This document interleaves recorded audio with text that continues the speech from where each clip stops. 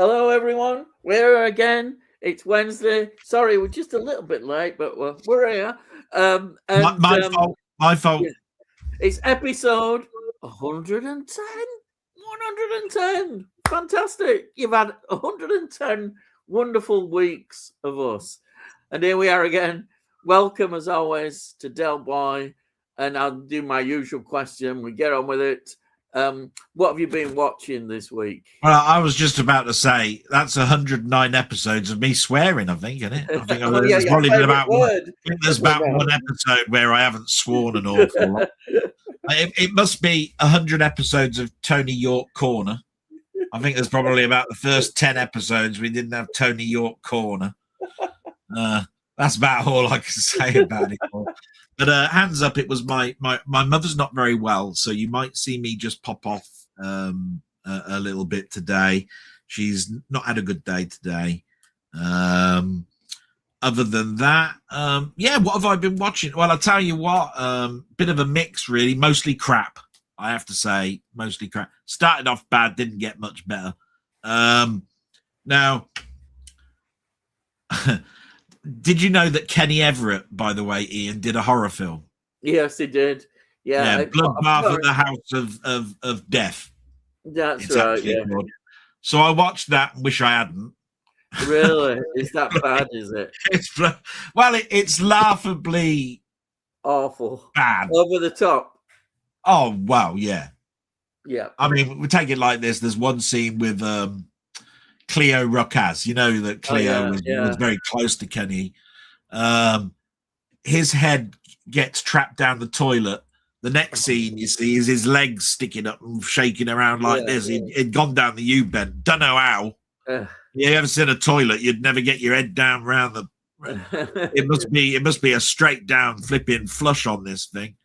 And then there's blood in the bath and all of this sort of stuff. And he says, "Do you love me even with my mole?" And there's a mole on his arm, and it opens up, and a head comes out and bites her on the neck, and she's there going, "Ah!" And you can see it's a hand in a puppet. Going, it really is pretty shit. I was just going through some of my digital library, and I couldn't get to sleep one night, so I watched Buckaroo Banzai Across the Eighth Dimension, which a lot of people know about. It's actually a cult science fiction film. Jeff Goldblum's in it, Peter Weller's in it, Christopher Lloyd's in it. You know, it's a 1984 science fiction flick, which wasn't well received, considered really, really poor back in the day. But if you watch it now, you go, "Oh, this is all right, really." Right? Mm-hmm. Done in a sort of superhero way.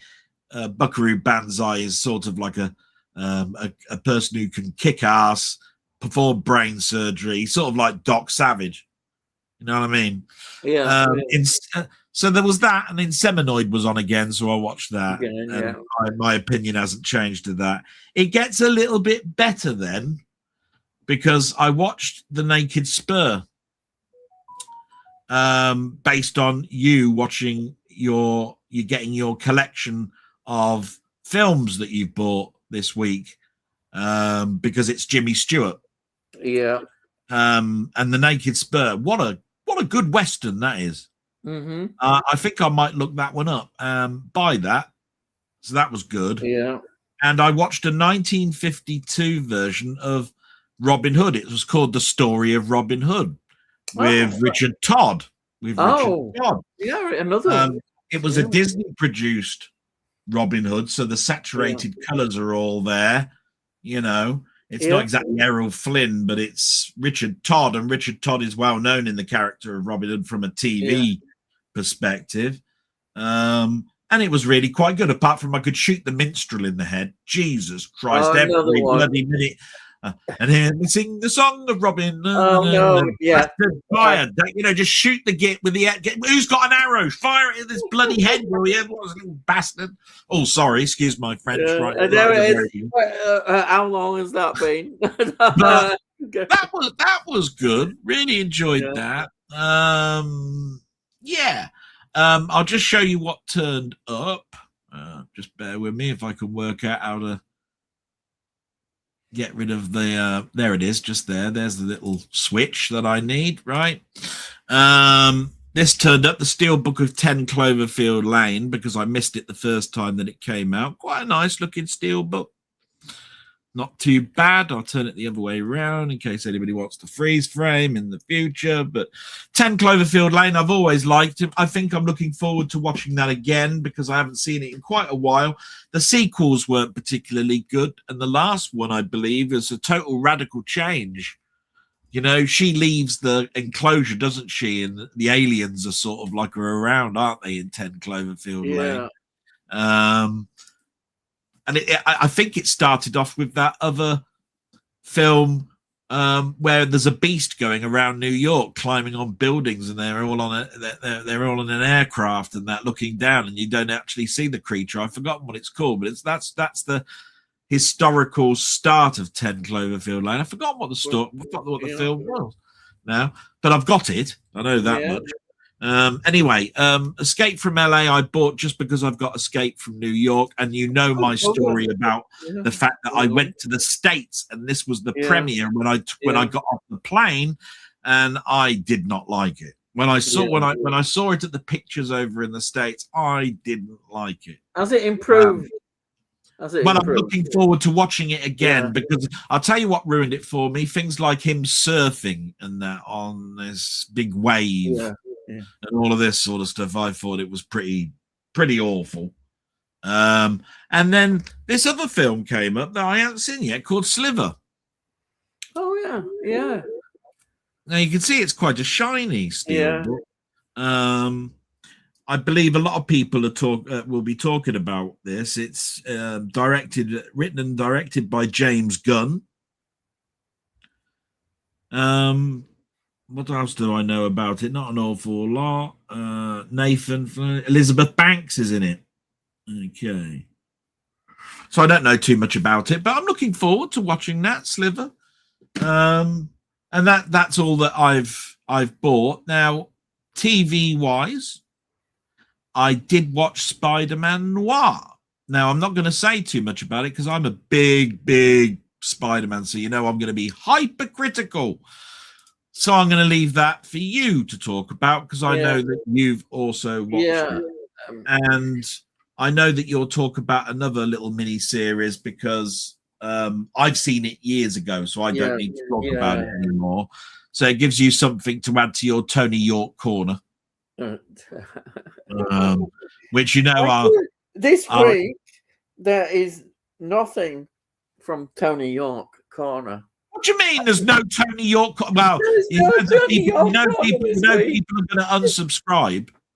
You know that, don't you? But if this carries on, it'll be back. It will be back, the Tony York corner, but not this week. I'm very interested in getting my own copy of Birdman of Alcatraz. Oh yeah. Not really. I'm not really trying to promote your channel too much. You know what? I nearly put out a community question this week. Yeah. You know that? I thought, stuff this. Yeah. Stuff this. I'll bring out a community question, right? Do you know what my community question was? Top 10 lines, memorable lines from a film. Oh, I'm hopeless at them. It's a good job. No, you would have to come out with. So you might come out with and say, do you know what? I really like get your stinking paws off of me, you damn dirty. Eh? Oh, you might turn around and say, do you feel lucky, punk? Well, do you? Yeah. You might have all of those ones in your head. And I thought to myself, I think you'd come up with 10. You could come up and say, I mean, one of my favorite lines in the motion picture is, why is everything we don't understand called a thing? Yeah. That's a fact. That's a line for me. It doesn't have to be a memorable line that everybody comes out with, but so many people will come out with the lines from Aliens about the bitch and all of this, and that. But I like to hear the lower numbered films that people don't remember the line from, that is just memorable to them. Yeah. Because when I was so happy when you did your heartfelt films, the feel good kind of, because I'd have added things like Greyfriars Bobby. Yeah. I did stretch my definition. Some people, for me, a feel-good movie. You see, I put my number one was Chitty Chitty Bang Bang. Now, I Oh don't yeah, think everybody would put that as a feel-good movie in their definition. I think they were looking for a certain type of music. But to some, me, it makes me feel yeah, good watching it. you're quite right, because when I saw the word "feel good" movie, I just right? find it difficult. Yeah. I know there have been times where I've come out of the pictures when I was a youngster and I saw Rocky for the first time. Yeah. I ran home listening, chanting the music. You know, da da da da da. You know, Yeah. it's not really a heartfelt film, is it? You know, a feel good movie, really. Greyfriars Bobby is about a dog that guards a grave for 14 years. That's not exactly like heartfelt, you know, feel good I movie, put a foot there. and I could have, and I would have easily have put Tuesdays with Maury. Yeah. Everybody knows that Tuesdays with Maury is one of my favourite films. But did you notice I put a man that's dying? Yeah. Did you notice I put one of your favourite films? Well, yeah, Simple Twist of Martin one. And that is, I think, a genuinely feel-good movie, the Steve Martin one. It has to be. It just, and that stems a little bit from Roxanne, because Roxanne's a feel-good movie, really, because he gets the girl at the end. Yeah, but I liked the whole thing about him bringing up a child, Matilda. It had such a lot of good things. I think that really adds to it. And for me, that's a really good. I like the way that you said he made toys and stuff. Yeah, I was going, did I miss a bit? He makes furniture as well. Either way, he insisted on being paid in gold because he didn't trust money. Yeah, and he said gold was something that would go up in value, and it was easily traced. And then when it's stolen, he was hell bent on finding out where it would be, because it would probably be something that you would be very difficult to fence or get rid of. Isn't the ending really good? Oh yeah, you see all the. Well, I won't ruin it for anybody, but I didn't want to ruin. There's a sort of a panning shot that goes down, and I won't ruin it on what's at the bottom. It's a wonderful ending. I think that ending was well written. He must have had that idea there, thinking, this. I'll tell you this: I've seen a lot of the heartfelt answers. Not one of them is talking about the music that's in the films that tug on your heartstrings. The Cliff Idleman score that's in A Simple Twist of Fate is absolutely glorious. Without that music in it, I really probably wouldn't have been as emotional as I was if it wasn't the score in that. So I would have probably, if I'd have given my 10 answers, I'd have probably have said a little bit about the music. Yeah, because I think I chose a Star Trek film, and nobody's hardly commented. Oh, four! You chose Star Trek. I think it is. As I said, it's the Star Trek film that you can watch if you're not a Star Trek fan. And that's right. Beautiful feel-good factor in it. But I think people have an idea about Star Trek and kind of get put off by it. I really do. Because I was surprised I didn't get anybody commenting about Star Trek. And it's a beautiful feel-good film. It really is. It's wonderful. But there we are. It's how it is. Yeah. Like I said, it is a good. I mean, you could. It's your interpretation of a feel-good film. You could say the first Superman the movie is a feel-good film. Yeah. Because he sort of like lets the Earth go backwards and rescues Lois, and nobody dies, and Lex Luthor's in prison. Yeah, and you see him fly off, and you know that the world's in a good place, and all of this sort of stuff. You see, it's your interpretation of a feel-good film.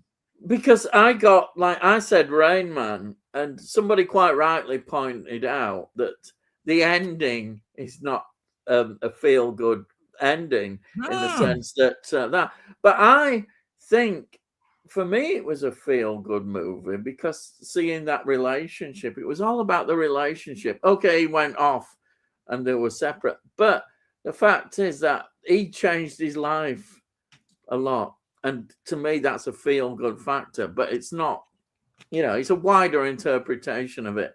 I mean, that film is just amazing performances by Yeah. the two actors. And You I know, and felt good.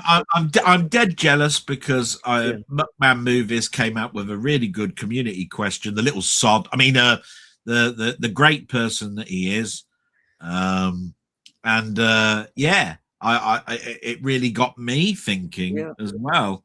Like I said, I just thought to myself, do you know what? Nobody's really done the slogans one, not the line, your favorite lines from a film that's quotable.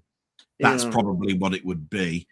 Yeah, because I don't really want the popular ones. I just wanted to know what they were, from a personal perspective, and why it suits the film. What is it about that particular line?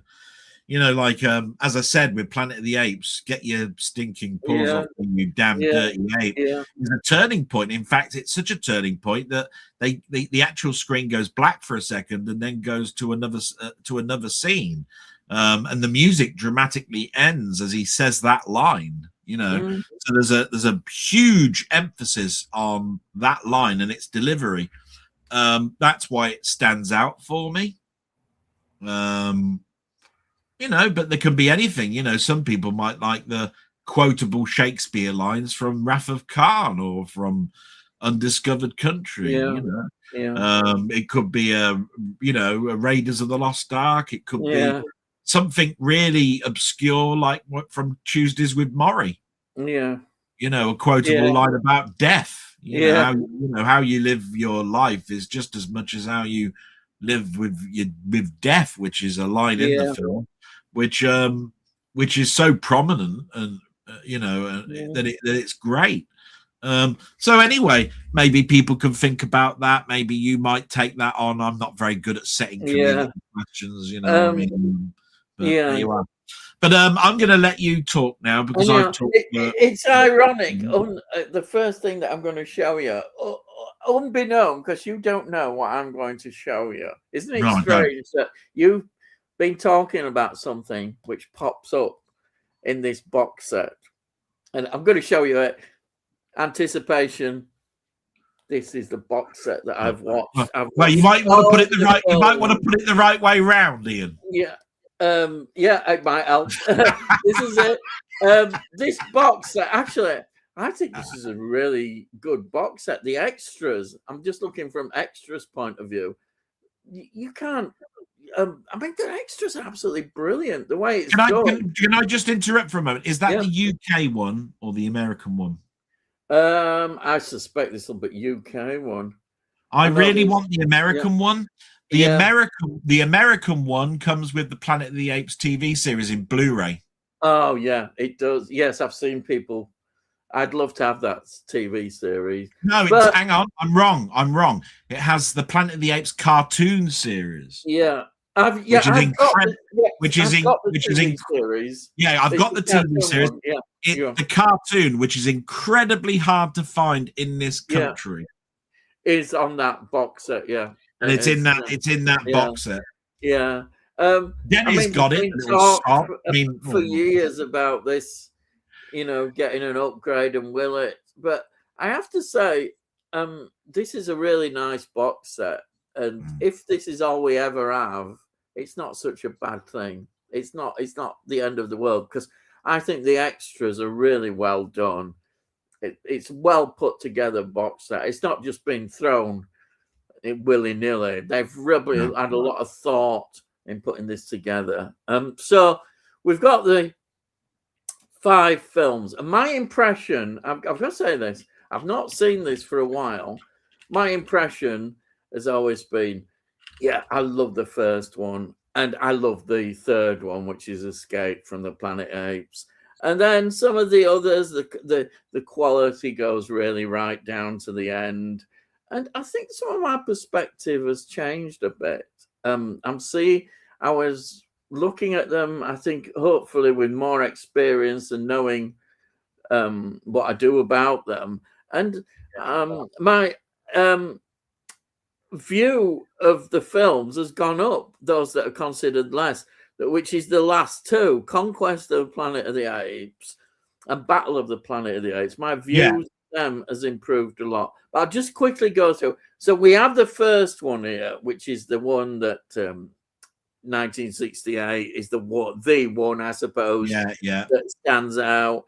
And this was directed by Franklin J. Schaffner, who I think his prominent films we'd see is Patton, 1970, Nicholas and Alexandra, which is a great film, epic film, 1971, Papillon, directed Papillon, and Boys from the Brazil, a film that I mention a lot, but I haven't actually seen for such a long time.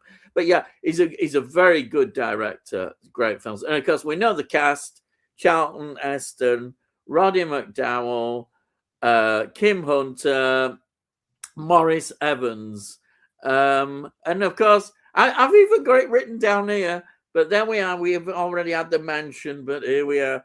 Jerry Goldsmith, yes. That's why I mentioned. I've had to do it. I thought, get it out of the way, but you've jumped in and already mentioned the bugger. But there we are. And now I remember reading that when this film came out, I did actually read the original novel, which is a very different. It's a French one by Pierre Boulez, and I remember having a copy of it and reading. Do you know his background, Boulez? No, I don't know anything about him, but I do remember buying the book when he was in the war and he got captured. Oh right, yeah. And when he got out of the prisoner of war camps, he couldn't hold on to jobs and just decided to do what he'd always wanted to do was write a book. Yeah. And that's what he wrote. Well, well. Now I don't know how much of the prisoner of war camp is in Planet of the Apes. Yeah. I mean, there's certainly a lot of captivity and all of that sort of stuff.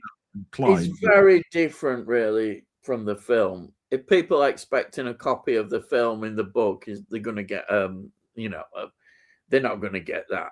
But it was still a very good book. No apes flying around in Spitfires or anything like that. Yeah, and I mean, the first film is just absolutely outstanding. The cinematography stands out. It just. Shall I tell you what? This is what I believe of the very first film. I know everybody knows the end, right? Yeah, but I think for a modern audience, I hate it. I really, really dislike it when they put the end of the film on the front cover advertising the film. Yes. Yeah. Right. When the poster came out, it was a picture of the prison, the bamboo prison. Yeah. Right. It told you nothing about what planet they were on or whatever it was, which is why it was such a shock ending. How can you have a shock ending if you go and put the bloody end of the film on the front cover on it with Planet of the Apes written on the top? I totally agree. But as somebody who's seen this a lot of times, we know that. But but millennials aren't going to get into it, are they? If they get that. It never distracts. For me, it never distracts knowing the ending because I'm looking for more things. You always see more things, I think, as you watch it. And the design of so much to talk about. But I better not go on. So then after that, we have Beneath the Planet of the Apes, which is 1970. Obviously, this follow-up is always going to be a hard act to follow, really. And this one's directed by somebody we mentioned last week, I think. Ted Post is the director who directed the Clint Eastwood Western, Ang Am I, 1968, and my favorite Dirty Harry film, which is Magnum Force, 1973, directed that one. So they're sort of prominent things that he directed. And this one has a different lead actor, though Charlton Heston is in this film, but he said he wanted to make sure that they got rid of him in this film, so he didn't have to come back. He agreed to come back. I also think, if I remember rightly, and I might be wrong with this, I don't think Ted Post was the original director. I think the original director they hired left. Yes, and Ted that's Post true. took That's over. true. Took Yeah, over. you're right. That's I right. might be wrong. I might be right, but I No, don't know. you're right. That I remember when I was reading it. That's where he said yes. So James Yeah, he get Francis. and of course, famously, Charlton Heston gave his money to charity, didn't he? For the I didn't second know. film, Oh, he said, "Kill me off," he did say "kill me off." I didn't. I knew that bit. and Yeah, he gave his money that he did for yeah, the 7 days that he actually yeah, was on the set for to a yeah. charity. Well, that's good. Excellent. So I'd never heard of James Francis because I had a look, and then I was surprised to find that he was in one of my favorite films, The Cat o' Nine Tails, 1971, Argento film. Fantastic. And also another one which pops up quite a lot is The Greek Tycoon, Anthony Quinn one, 1978. So that is him as an actor. And the story on this one is really interesting, how they create these sort of, we know that there's going to be this big nuclear thing, really, and it's like building it up to, you've got these human beings now who are like sort of underground, and they've all been damaged by radiation, and they've got this big bomb which they're kind of worshipping. Oh, and they're psychic as well, aren't they? Yeah, and the psychic, there's some great scenes in there. Great design again underneath the Planet of the Apes. It's just carries on the story brilliantly. But my favorite one, I think, is next, which is Escape from the Planet of the Apes, 1971. Yeah. Now, in just out of interest, who did the music to Escape? I don't know. I didn't really look. It's not Jerry Goldsmith again, is it? Oh God, yeah. All right. Well, it adds to the film, definitely. It's an interesting story. Yeah. He wanted to do the whole score. They cut the budget so much that they only had enough money to have Jerry Goldsmith do 30 minutes of music to a 2-hour film. Yeah. And it's one of the best scores. Yeah, it really is. I mean, I don't know much about this kind of thing, but I think, as I remember, the music has that 70s feel in it as well. Yeah. It captures it. He uses things like sand over a tambourine to give the noise effect of the ocean at the beginning. Yeah. Yeah. He does all sorts of that sort of thing. But it's got lots of drums. There's lots of it's This film, I think, is I think, again, it's good to see. I should have mentioned Roddy McDowall comes back. Beneath the Planet of the Apes is the only film that he's not in. Yes. But this one is back, and he's playing Cornelius, and it's set in the contemporary era of that time. It's set in the 1970s, and it's got Kim Hunter. She's really good. I like their relationship. Their relationship is so beautiful. The way back they Zira, isn't she? Yeah, she's Zira. Yeah, and it's absolutely brilliant. And then there's some other actors: Bradford Dillman, Natalie Trundy. But the one that we're always interested in, of course, is Ricardo Montalban, who plays Amado. And he's very crucial to this. The reason why, if you're a Star Trek fan, you know him from The Wrath of Khan, which is so well known. But he's really a crucial part of the story and the mythology. It's interesting because they brought 3 apes, chimpanzees, I should say. Yeah, really. And the reason that the third one got killed off quite early was because the actor didn't get on with the makeup.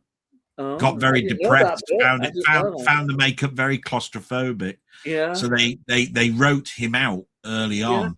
And the only thing that I can say that Mars a very, very, very, very underrated film, because a lot of people do class the third one as a back to form. But I think it was just a great film anyway. Because I Yeah. thought the ending was a bit tacked on. You can see it's a looped end. Yeah. It's Yeah. looped, right? Yeah. To make it look like something that I don't want to ruin the ending Yeah. for. It's difficult because the ending you can't.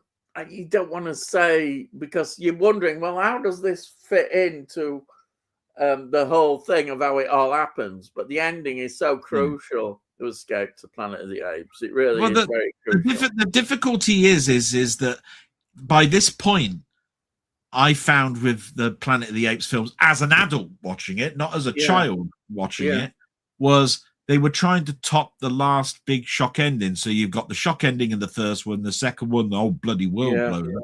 Third one, you've got this one. The fourth one, there's another sort of shock ending. Fifth one ends it, no real shock ending. Right. But it's like you were trying to top each time. You'll never top the original. No. Never. No point trying. No. But long as you keep the story going, I think that's good. And you can do that. It doesn't mean that you're devaluing it. I think I still think as a set of films, I really like the set of films. You just recognize you can't top the first film. It's just you can't do it. But you can keep a good story going, you know. And this is what happens in the really good film franchises that you watch. You always say, how are you going to top the first film? It's true. That's how it always is. But you can still enjoy them and they still produce good films. And I think this is nothing. I think Escape from the Planet of the Apes turns out to be perhaps better than it even should be. It just something about it works so well. And this will lead into your next two films. But the worst thing that happened to the Planet of the Apes literally is they kept halving the budget. Yeah. So when you go into the fourth one, go on, start talking about the fourth one. You'll know exactly what I'm talking about. The director of this one is a very good director, Don Taylor, who directed Island of Dr. Moreau in 1977, and a big favourite of mine, Damien, Omen 2, 1978, and another really good film, Time Travel, The Final Countdown, 1980. So, I mean, he's got those. Those are just a few highlights of his films that he's directed. It's this film, I just love it. I love that contemporary setting, and I love the way things change. You know, suddenly they're all welcomed. Everybody thinks they're fantastic. They're like celebrities, and then it's interesting how things change. Suddenly, I don't want. It's almost I don't want to like say too much if anybody hasn't seen the stories, but it's like the people turn against them. And why is that? I'm not going to say why, but it's an important part of the story. And it just shows you, you know, if you were doing a modern version of this, it'd be all social media and all that sort of stuff. But it's a really good film, I think so. And then next one is Conquest of the Planet of the Apes, 1972. So in the story, we go into how did all this begin? How did apes, you know, become in the position that we see them? So this is directed by J. Lee Thompson, who directed a very good film, John Mills, going back, Ice Cold in Alex, 1958, Tiger Bay, Haley Mills, 1959, The Guns of Navarone. Wow, he directed that 1961. Eye of the Devil, 1967. The Chairman, which is an underrated film with Gregory Peck. That's 1969. And of course, I said it again, The Greek Tycoon pops up. Directed that 1978. 10 to Midnight, which is a Bronson film, 1983. Death Wish 4. God, we were really digging about Death Wish 4, The Crackdown, 1987. And also Messenger of Death, 1988. Did that one as well. Another thing. So, did you know that the fourth film, Ian? Did you know that the fourth film? Now, this is rumor. This is rumor, by Yeah. the way. Because I've written I've listened to all sorts of different documentaries. It was going to have the tagline "Turning Point," Oh. but it was taken away. This is what I've heard. It was taken away because it would have given the game away. Yeah. Yes. Yeah. Yeah. So over to you. Sorry, I was just giving you that little snippet of information. Basically, the question is: this film asks, is what happened, and there'd been cats and dogs had all been wiped out by this plague, and people wanted the pets, and they ended up saying, "Oh, all right, we'll have apes. We'll get these apes as pets." And that's how they were at first. They were seeing them as pets, but then they realized they could do all sorts of tasks, and they became like slaves. So they weren't pets anymore; they were slaves. And from this is the important link. These apes were becoming aware, and we've got Caesar. Now Caesar is linked with Escape from the Planet of the Apes. He's the one that Zira and Cornelius had, and that was taken by the circus into the sort of safety. And of course, he's put into that, and he can talk. Yeah, the baby chimp slot. He keeps silent at first. He keeps silent, but then it just pops out. He sees him being badly treated. It's interesting because you compare it with Charlton Heston, what he said, about dirty hands. And then it's interesting because here we get Cornelius seeing the same thing happening by the humans to apes, and he spouts out, about it. And wow, it made me think straight away. Brilliant writing, how it's referencing that. This is, I think it's a film that I originally thought, oh, perhaps it's it's always seen a bit lower down, I think. But I watched it this time, and I really think it's good. I think seeing the origins of it, and there's a lot in there about just the treatment of slavery. It's like there's a black character in it, and he's very sympathetic towards the apes because most people are not. He recognizes about the slavery thing, and we see all that. And of course, with Caesar, he is the one that says no. That's the important thing, as it's seen in their mythology.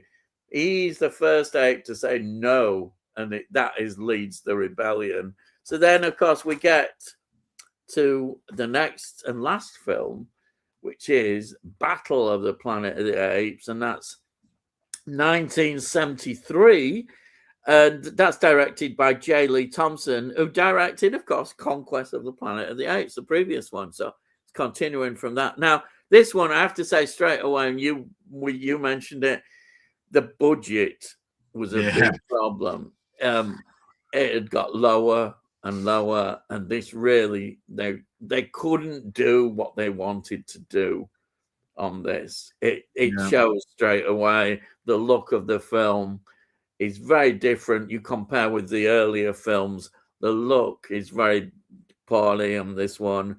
It just doesn't there. Anyhow, you've got Roddy McDowall back again. You've got Claude Akins and Natalie Trundy.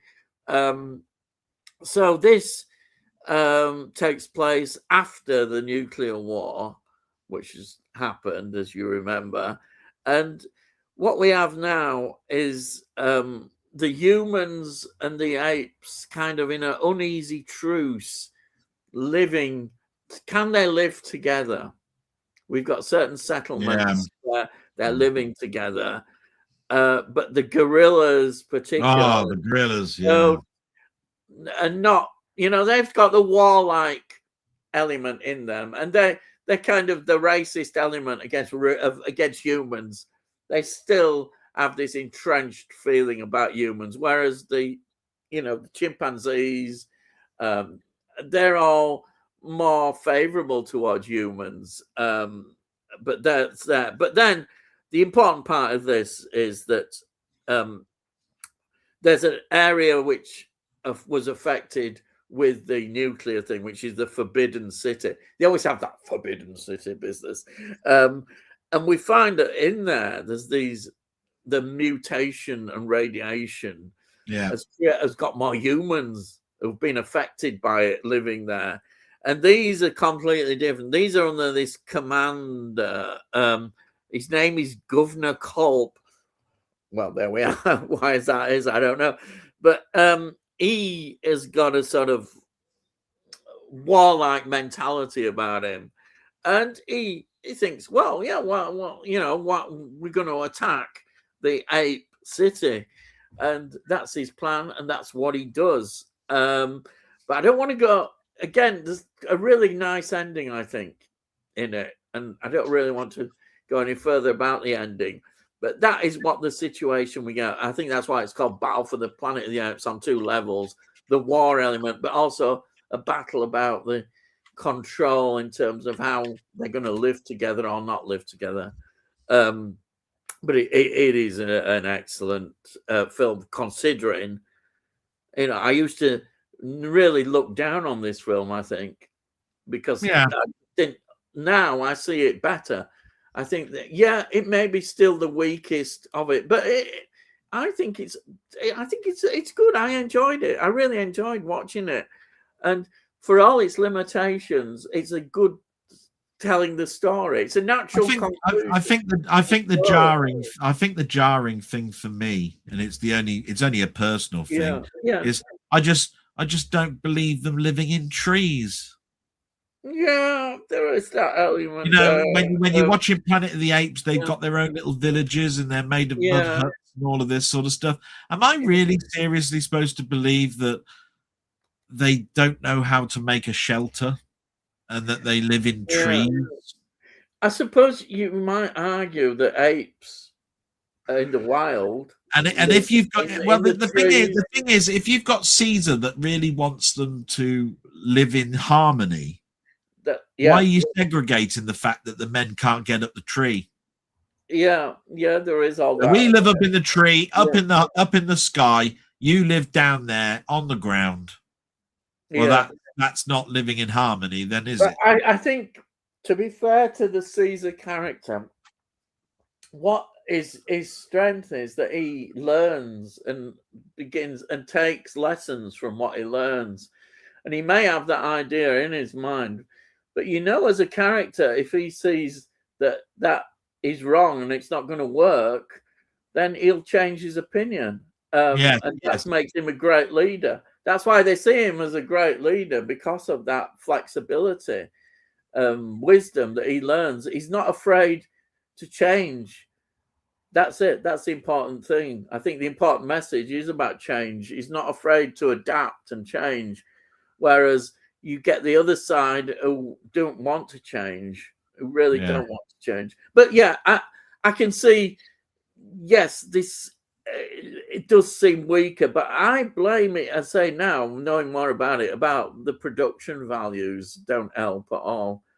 The fact that it was cut so much. It really did look like it was a TV film. Yes, I think that's true, but I still enjoyed it. Now looking at it, I look from the story viewpoint, and it's got a lot of good ideas in there. I need to go back and watch it again, to be quite honest, Ian, because I'm not quite sure at the end of the fifth film, it's made clear to me how far away they were before we get to the inevitable back to the Planet of the Apes again, because we know sort of where we were, because there is a time element in the first film where he says, right, this is the year that we're in. It's 2,000 years in the future. Right?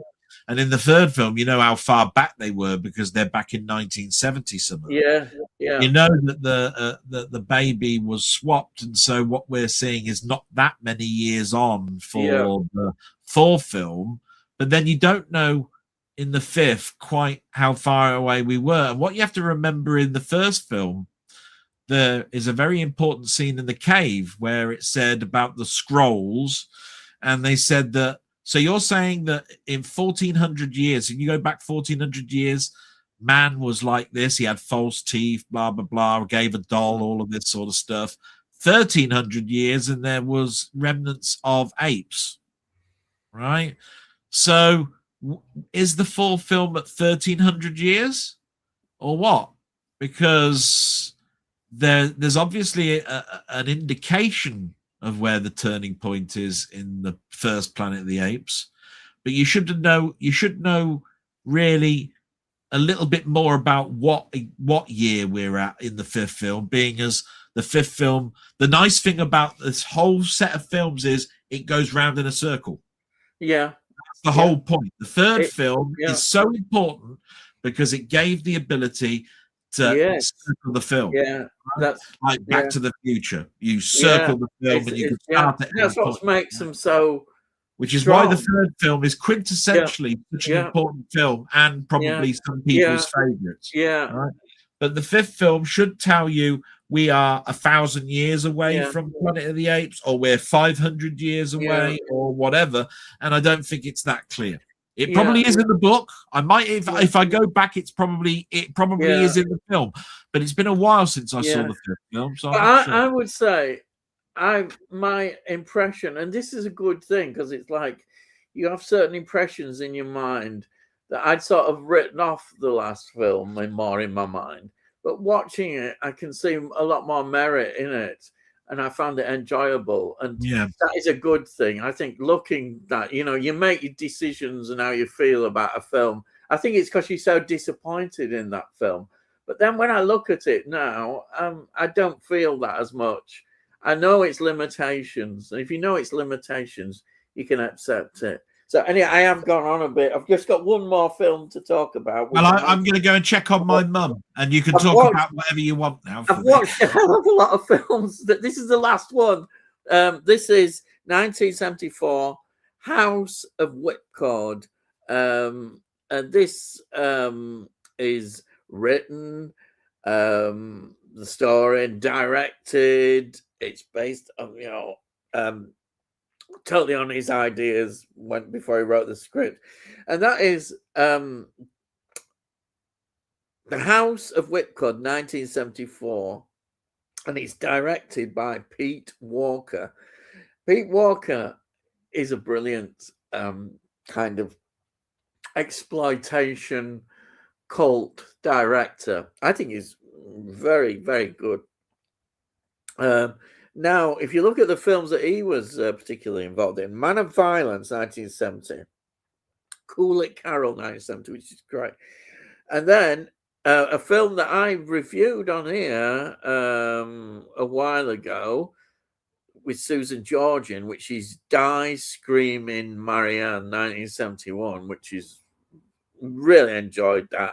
Okay, it's maybe not the best Susan George film, but I think it's still enjoyable. It's got a lot in there. And then The Flesh and Blood Show, 1972, is well known. Frightmare, 1974. House of Mortal Sin, 1976. Schizo, you can get the feel of these films, 1976.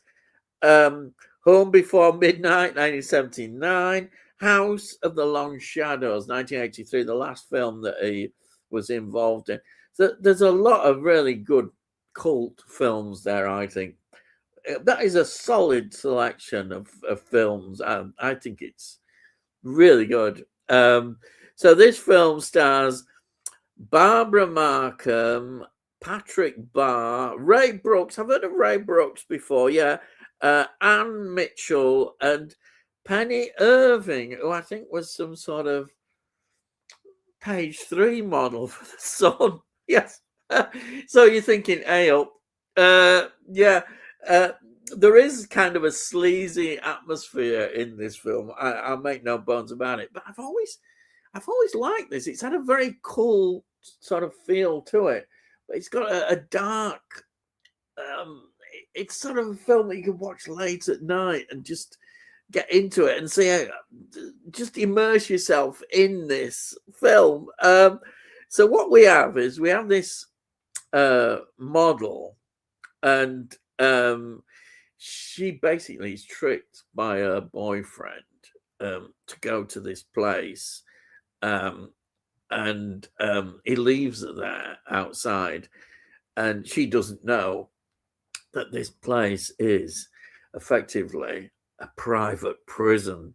Yes, it's a private prison, and it's not a nice place. It's not the sort of place that you would walk into. And this prison is brutal. It's barbaric, and you should see the staff that run it. You see them, and you think, "Oh my God, we've got all this." You've got real sort of strict lesbian type wardens who are not going to put up with much and going to be there. And the whole regime is absolutely brutal. And you've got this deranged woman who's sort of in charge with this blind, I suppose, I think he's a former judge, but he's like considered the judge who makes decisions on discipline. And they're given 3 chances, and the final one is if they breaking the rules, break the rule for a 3rd time, and it's the ultimate, they're hung, they're dead. So under these conditions, it's a very, very brutal, horrible place to be in. And it's interesting watching how the women have to survive in there. All these things, terrible things. It's a dark place, but it's good that we have the story. We see outside that the friends of this model start to get a bit anxious and worried about what's going on. And one of the friends of her actually goes to visit up there with one of the others as well. He takes a trip up there. So they start investigating and find out what is this place, where it is. And that offers in the film the chance that you think, well, they're going to, help get them out of there in the end. They'll get there. But it's a bit of a journey getting there. And all this stuff is going on.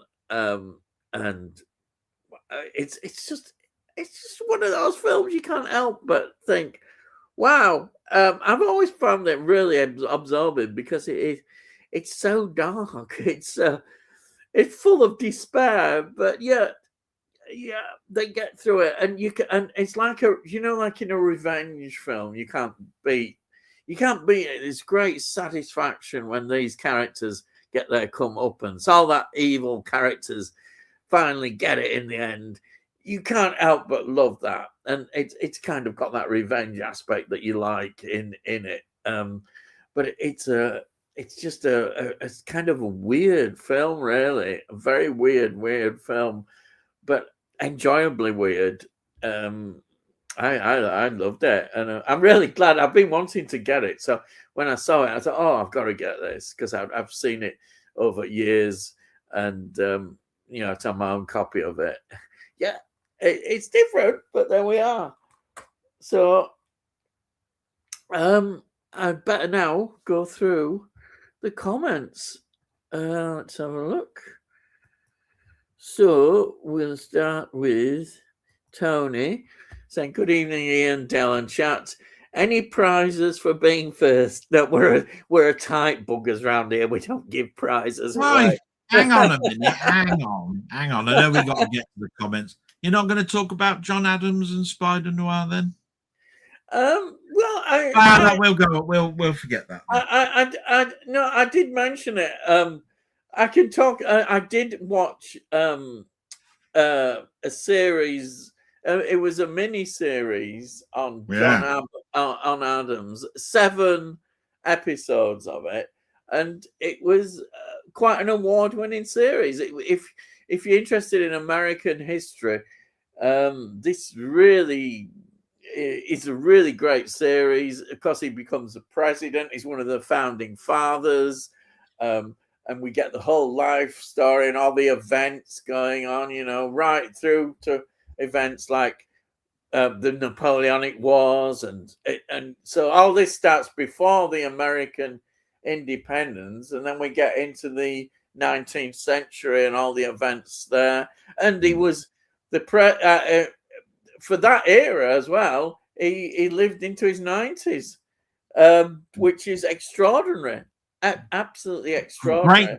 Great performance by Giamatti. Yeah, it was a really, for me, an interesting, educated series, because I'm not as big on American history. I do know a bit about American history, but it filled in a lot of things, and how Jefferson is revered in America, but Adams has perhaps been given a bad history, has not always looked as favorably on Adams because of his basically disagreements with Jefferson, who Jefferson is held up with such high esteem, and I think that has affected the view of him from a historical point of view.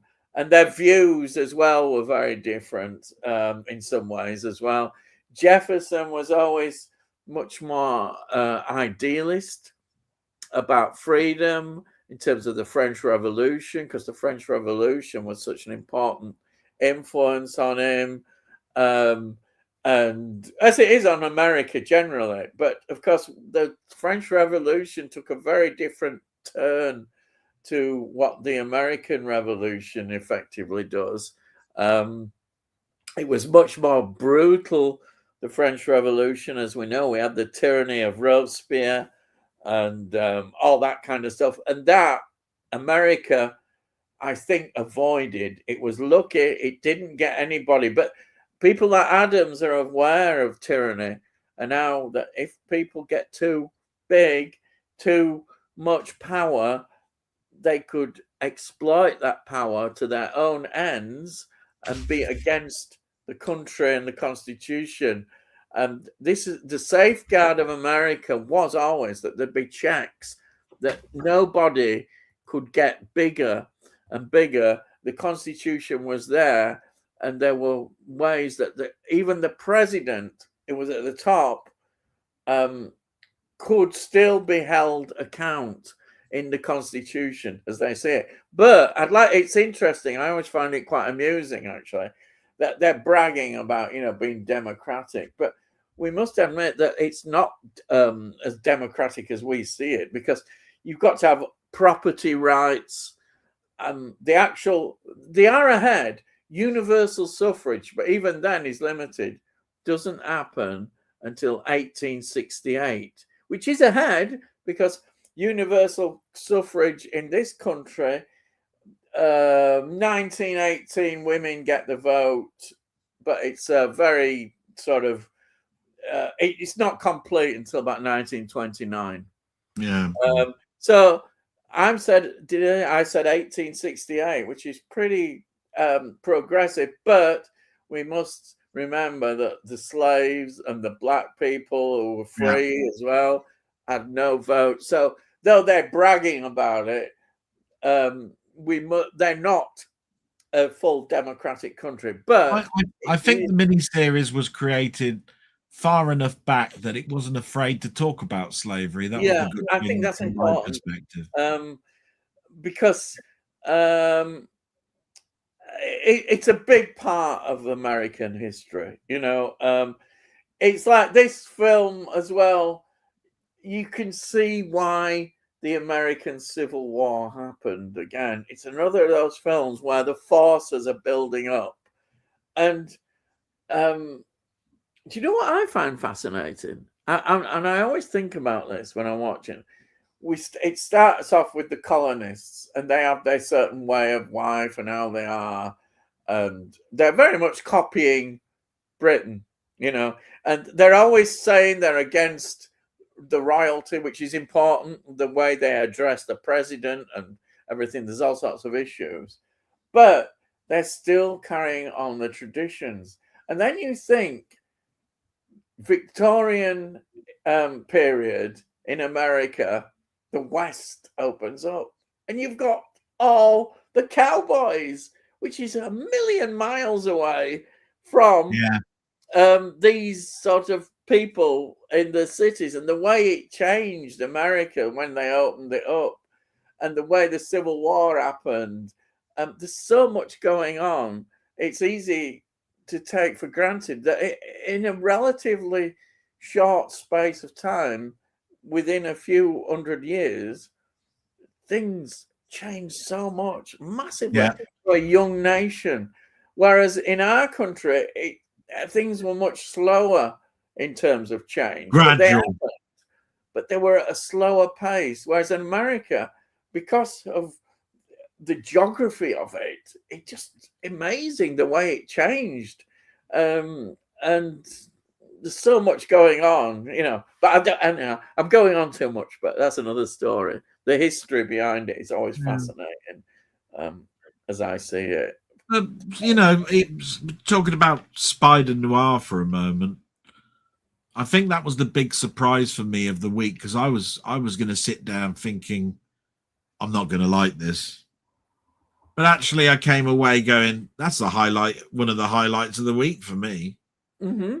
I just thought the setting was really quite good. Forget the history, watch it for an entertainment value, and I really found it really good. And a lot of people don't like talking about Marvel stuff. No, and I understand why, but as somebody who's extremely critical of Marvel stuff we've had, this is original. It feels original. It feels something that is a bit more daring to do. It's not safe. And it's got Nicolas Cage. And whatever, Nicolas Cage is popular amongst a lot of people.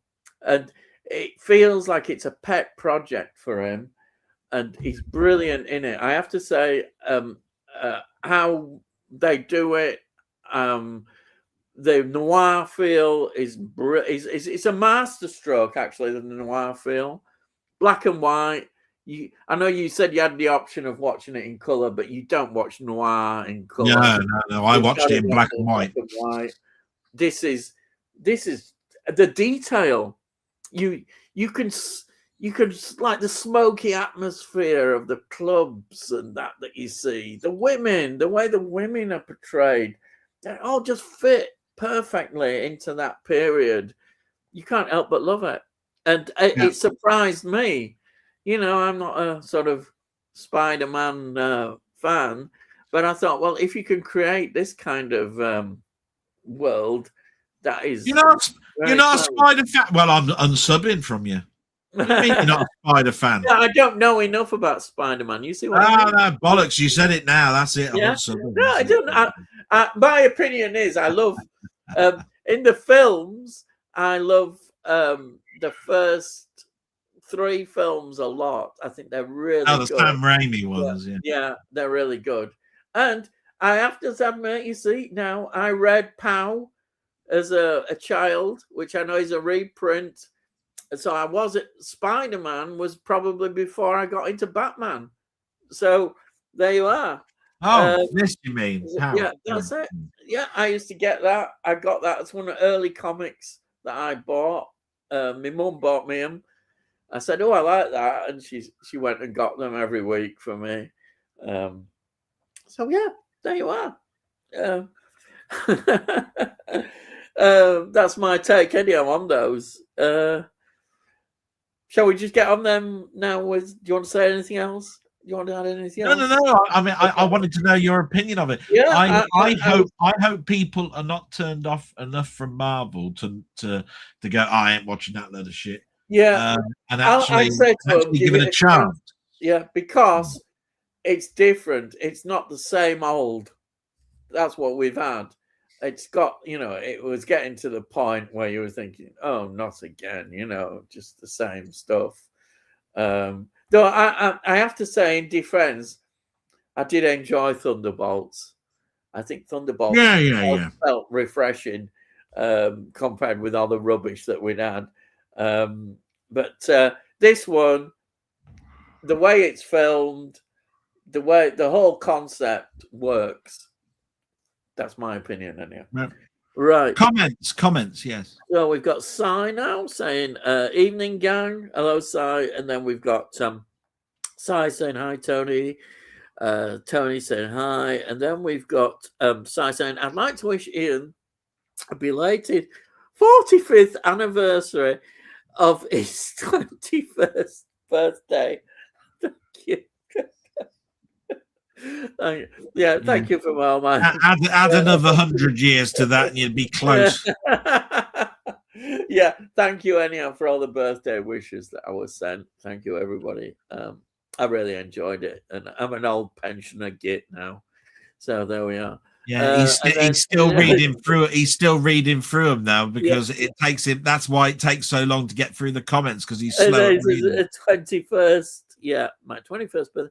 45th anniversary, and then I never was any good at maths. Joined the club. I failed GCE. Good evening, all. Rock Bunny, hello, Rock Bunny. I Rocket. Tony says, and Si says the one thing I was good at school was maths. I got an A. You clever bugger, clever bugger. The only thing I got an A at was history. And you might get it. That's my interest. And then hi, Rocket Bunny. Si says, and then hello, David. David Marshall's here. Hi, everyone. Bought Frankenstein and the Monster from Hell on Blu-ray today. Second sight. I've just released it. Love it. It's the last of those Frankenstein films with Peter Cushing. It's brilliant. Absolutely love it. Great film. Tony says, hi, David. I have that too. It's possibly a re-release, as I've had it quite a while. I think you'll enjoy it. Yeah, brilliant. Hi, Dave, says Si. And then Rocket Bun says, evening, David. Tony, I think it's Hammer's last Frankenstein movie. It is the last one. Yeah. Peter Cushing. Brilliant way to send him off. Brilliant. Tony says, actually, there's a Frankenstein reference in Spider Noir. Do you remember that? He goes in and says, I'd like to go to the penthouse, please, and see Bela Lugosi, wasn't it? Oh, yeah. But he might be under another name. It could be Frankenstein. Yeah. He said, all right, I'm off. You don't have to chuck me out. Second Sight released The Mummy from Hammer at the same time. Maybe they'll be releasing that too. Who knows? Maybe they will. And it says, David says, going to double bill it with Beast Must Die Saturday night. Well, that'd be a great watch. Absolutely. Brilliant. And Tony says, that's right, David. Beast Must Die. That's the werewolf hunt film, I think. Yep, it is. And then Si says, I love The Beast Must Die. It was the second werewolf movie I watched. The first being The Curse of the Werewolf with Oliver Reed. Yeah, that's a good one. It's just Oliver Reed takes a while to appear in the film. I'm most impressed because I believe Si's only about 21 years old, isn't he? So, I'd have thought an American Werewolf in London would have been his because he's so young. Rocket Buddy says, well, I went to see Mandalorian and Groggy. Very average, to be honest. Definitely felt very corporate and safe, i.e. bland as hell. Very few human characters and far too many CGI monsters. It's an interesting review, that. Very interesting. I don't know what to say. I've not seen the film, but it wouldn't surprise me what you've said there. And then I saw you okay, David says. And David, anyone seen Slither 2006? Wondering whether to buy it. Is that the Cronenberg one? Oh, is that Sliver? No, I don't think I've seen that one. I'm sure I've seen one with Cronenberg, which would be I'm pretty earlier. sure that's this one. Oh, right. Oh, that's the one I have seen. I've got that. I've got it on a Blu-ray because I liked early Cronenberg. Early Cronenberg was good. I'm not So like. new on 4K for the first time. James Gunn's iconic cult classic. I think it's different. I don't think it is Cronenberg. It says James Gunn. Yeah, this is James Gunn. Yeah, It's Sliver, and it's come out. Yeah. This All week. right. Yeah. Right. Sai says, I had a horror double bill at the cinema on Monday. Right. Backrooms. Yeah. I've heard people talk about it, which is average at best. So you're not sold on it. I've heard a lot of people going on about it on YouTube. Followed by Obsession, which I really enjoyed. Obsession has had a lot of positive reviews, people talking about that. So I said Slither by James Gunn is a fun movie. There you go. It is the James Gunn film, yeah. Yeah. Toyo says, seen an unboxing of Sliver this week. Must have just been released. Yeah, I think it is a very new release. Too many people missing the beginning where I actually showed it off. Sliver and all of this. There it is. Well, he was too busy in the Tony York's section. But he's still everybody waiting for you to open your mouth and start talking about your section. So I'll buy it now. Wow, he must be paid by company. So you've convinced David there. Si says, I also went to the cinema today. And watched Masters of the Universe, which is total fan service for fans of the 80s cartoon. But does it have the cartoon's main theme in it though? That's what you need to know. I've no idea. I've never seen it. It's the 80s. It's not me. But I know it's extremely popular. Extremely popular. And then Tony says, I like Escape from LA from Pam Grier mainly. Yeah, I think I would be on board for that. For Pam Grier. I'm so glad because Tony York, that proves that Tony York was paying attention to my bit. Yes, there you are. I swear people turn off. I swear people turn off. Just say, we'll just wait till Ian gets to his section. He's babbling on. What's he going on about now? What's he on about, that lad? Hey, bye. There you are. Here he is. Big fanfare. Oh, maybe not. Muckman Movies. Good evening, everyone. Good evening, Jamie. See, I'm going to give you a fanfare there. And then Tony says, evening, Jamie. And then Rocket Bunny says, hey, Muckman. And then Muckman says, hi, Tony. Hi, Bunny, Muckman says. And then let's have a... here we are. Wait a minute. I jumped again. Sorry about this. I've lost my thing. It's gone down. Sorry about this. It just slipped right down. I have to go right back up. Here we are. I've found it. I've got there. Phew. And then it says, I have seen that Zack Snyder is directing a remake of Escape from New York. Whoa. Why? Yeah, that's it. That's all I can say. Why? And then Rocket Buddy says, Sai, I pray to God you are mistaken about that. I think he may be right. I did. Well, you got a choice, haven't you? You don't have to go and watch it, do you? Yeah. But it's upsetting because you think about the amount of money they'll probably spend on it and all that sort of stuff. You know, where you could make new films, tell new stories. There we are. No, Tony says, no, Tony York corner. I'll get my coat. Must be running low on Tony York film. That'll mean that there's probably going to be about 5 boxes turning up in the next week. No, there's still plenty to do, Tony. So I'm seeing Masters of the Universe Monday. All right. Brilliant. Well, we enjoy it. So I says, unfortunately, I'm not Rocket. There you are.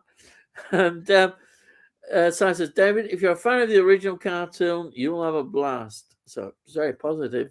David says, I've just pre-ordered Deep Star 6. Comes That's a out. good film. That's an underrated film when The Abyss was coming out, really, wasn't it? I don't remember that one. Yeah, Deep Star 6. Yeah, No, I didn't remember that one. I got that out as a VHS from Blockbusters, not Blockbusters, well, our local video store, to be quite honest. Yeah. And then Rocky Bunny says, seriously though, why the hell is the market for that? Has someone done a survey somewhere and said, yeah, a remake of Escape from New York is exactly what everybody wants? And I get your point totally. Yeah. But it won't stop them. And then Sai says, hi, Jamie.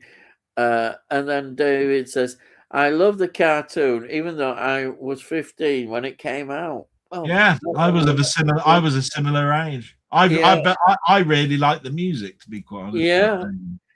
Muckman says, hi, Sai. And then Slipknot has put his thumbs up there.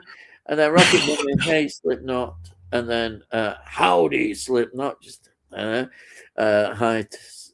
Slipknot. And then Slipknot says, the soundtrack to Rocky 4 is really good. All the montage scenes. All right. Yeah, done by the bloke who did the Transformers cartoon. There you are. You've got him going again. And then Robert Tepper. No, that's the song. Yeah. Survivor did a track as well. And yeah. Hair metal. Yeah. Well, you had a really nice birthday yesterday, and thank you. I did. I really enjoyed it. It was very good. Very good. You think he did with all them bloody presents he opened? Jesus Christ. Well, they were all that I made. I've been busy getting them together for a month or more. And then we've got Don't Sub Gaming. Hello, people. Hello. Don't Sub. Yeah. And then I've got to say, so Rocky 4 is a huge training montage, to be honest. It does take up about a third of the film. Yeah. Does it? Oh dear. And then Sai says, I don't sub. Hello, Sai, don't sub says. And then Rocket Bunny. I haven't watched either Muckman's or Ian's Feel Good movie videos yet. Looking forward to those. Great choice, Ian, for Star Trek 4. For sure, it's the most casual movie of the franchise. It is. I was surprised nobody else talked about that in my list. Yeah. But not everybody. You see, I used to say it's like with Doctor Who. Doctor Who and Star Trek is sort of big things. But not everybody likes Doctor Who or Star Trek. You know, it's one of those things. You know, so there we are. But yeah, hopefully you might enjoy my list. I don't sub. Tony says, and then Slipknot says, "Oh, you had a happy birthday, Ian. I did. Thank you so much. It was great. I loved it. You know, fantastic. Really enjoyed it." I've been watching a lot of more films I've got to watch. And then, hey, don't sub. Rocket Bunny says, hi, Rocket Bunny, don't sub, says. And then Laugh Out Loud, Slipknot. And then Sai says, Jamie, where was the world's fastest Indian in your feel-good list? I was shocked. Oh, I thought that's more Dell's favourite film. World's Fastest Indian. But well, it is a feel good film. Yeah, I thought Muckman would be that one with the Down syndrome lad. Well, yeah, but Muckman did include that in his list. He did. Yeah, he did include that. Yeah. I was peanut butter, whatever it was, wasn't it? Yes, that's it. Yeah, the wrestling film as well. Yeah. Yeah. And then Dose of Gaming, hello Slipknot says, hello Slipknot fan. Dose of Gaming, Ian Dale, I discovered, Charles Lawton, yes, recently, and I'm currently hunting down all his films. What's your favourite Charles Lawton film? I think Obson's Choice is a really good film. It's a British film, and it's something we did at school, as I remember. And then I've watched it after, and it's a really good film. It's very enjoyable. All that area. Well, John Mills is in it. John Mills, I love John Mills. Is Britain's Jimmy Stewart. He's so good. He's absolutely, what an actor. He's up there with James Mason and all these, and Attenborough. Wonderful. But yeah, that would be my favorite, probably because I don't know that many other Charles Lawton films. Yeah.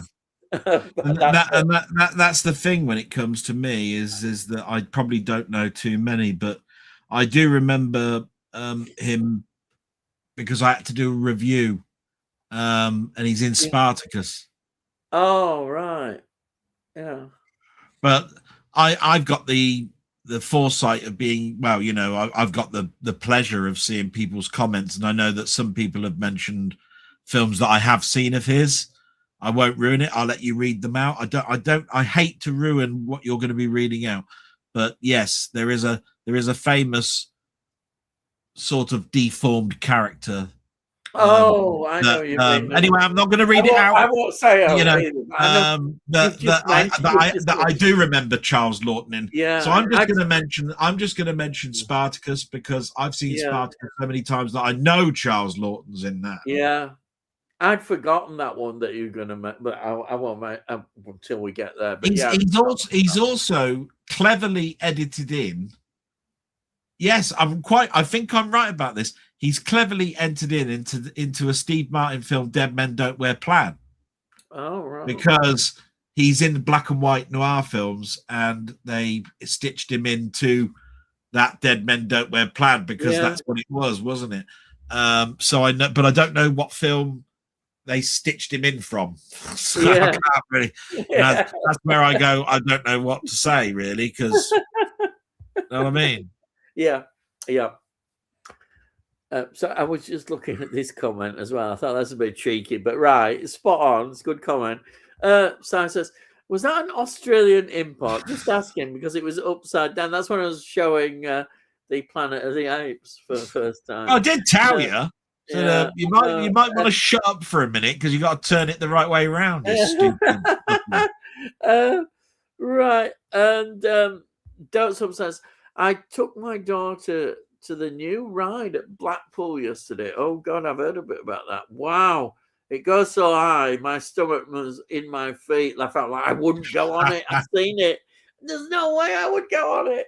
Oh, God. I've only ever been to Blackpool once, you know. Oh, but this new ride, it's the whew. Oh, yeah. So I thought Blackpool was really suffering for money. So where did they get the money to build this new ride? Oh, it's had its revival. Is it government funded? Is it? As far as I know, the pleasure beach is still privately owned. They've revamped the pleasure beach quite a lot. In fact, when I was younger, when we used to go, you could go on the pleasure beach and go in it. Now you have to pay to go in it. You know, you have to actually pay to go in it. I think you get a ticket and it lasts. You can go on all the big rides. But there is this new ride that they've done. They're trying to attract more people because Blackpool now has changed its way. And it's true. You have to adapt. These places have to adapt. People don't stay week holidays any longer. No. They go for maybe 3 days. 2 or 3 days. I heard that Blackpool ended up being something like you have a long weekend or you go to hen parties or sort of thing. I think they're trying to attract both. They still want the family aspects. They're still trying to get the family aspects there. But they have in the past done the sort of hen party things. They've got for the economy. They can't just live on one lot or the other. They have to blend both. It's quite interesting. I don't know why I end up watching videos about Blackpool all the time, about what's going on in Blackpool. I think it's partly because of my mum and dad, really, because they just used to go to Blackpool all the time. And so I kind of end up being interested in it. But it's an interesting place. Let's have a look. Tony says, I have the DV set of the original Apes films. Never got the Blu-ray, as I keep thinking they may release them on 4K. I think that is a thing. A lot of people for a few years now were thinking, oh, they'll get a 4K release. Well, this is the thing. No, they are on 4K, right? But what we're all hoping for is a restoration 4K, not a upscale. Yes, You know what I mean? Because they have been broadcast on things like Sky, and it does come up saying it's 4K. Yeah, you know what I mean. But it's just an upscale. What we want is them to go back to the original art, the print, and do a restoration and do it as a proper 4K restoration. Do you know what I mean? Where it comes up and says this film is of significant value, and has been restored. isn't it? It's Disney, you see. Unfortunately, 20th Century Fox, and we haven't had hardly any 20th Century Fox releases. I can't think of hardly any. Denny showed a picture to say that it was being done, but then about 6 months or a year later, I think that Media Matters or whatever it was turned around and said that there was a bloke who kept turning around and saying, all these people are saying it's being done. I can tell you now, it's not on the book for it to be done. So you have to then think to yourself, is it being done? Is it not being done? I don't think it is. I don't think no. They've not released much at all of 20th century stuff, have they? No, but they can still restore it for somebody else to do, or they could restore it ready for broadcast. They could put it out. Yeah, they could put it out to even Arrow or somebody like that could do it, but I don't know. It's a shame because there's quite a few titles on 20th Century Fox that are probably in that position, which is a shame. In fact, that bloke, he did a video, didn't he? He said he'd been buying all the Blu-ray 20th Century Fox videos. Yeah, I looked at that as being a bit of scaremongering, to be quite honest. Because he was saying that they might go out of print, but nothing's been said about. None of them looked out of print titles. They were quite cheap, relatively. Mm-hmm. So you're right. I think that perhaps they'd slipped him a bob or two. Well, he did turn around and say, "I don't want to scaremonger, and it's only me, in my opinion." But as far as I'm concerned, if you're going to put up there and say, "I'm doing," I'm rushing out to do this. Yeah, rushing. Course, he put that in the thumbnail, and I'm going, Jesus Christ. Even if you don't watch your video, it now looks very much like everybody's going to do that now. You didn't even have to watch your video to know that's. People will respond to that and think, "Oh God," there's always the fear, and I've given up. I don't think that, but there's a fear of missing out. Yeah, FOMO. People think there's gonna miss out. They'll be quickly buying them, won't they? But it's nobody knows really. So I says they'll eventually get around to getting the 4K restoration. Yeah, that's what we're hoping. Yeah. And then Rocket Bunny says, I have a nice DVD Planet of the Apes box set. It's about time I found a higher resolution one for the collection, I think. Yeah, actually, I haven't got the DVD one, but I know it was quite nice. The DVD one. The Blu-rays are quite cheap, and plenty of them out there. Yeah, they're really quite nice looking. I think. And I said the extras, I was amazed that the extras are really good. They've done a good job on them. They haven't just slotted it out. So, I like a good set of extras on them. And my always fear with the 4K is that they're so busy getting the 4K out that they forget about the extras. They do. They should put more into extras. Don't Some Games says Planet of the Apes is the one film I just could get into. I presume I couldn't get into at all. Yeah, you know, people like that. You know, we all have our different things that we I, can't get into. I think for me, it obviously the iconic ending, but it just starts so well. I mean, Charlton Heston is such a pessimistic character.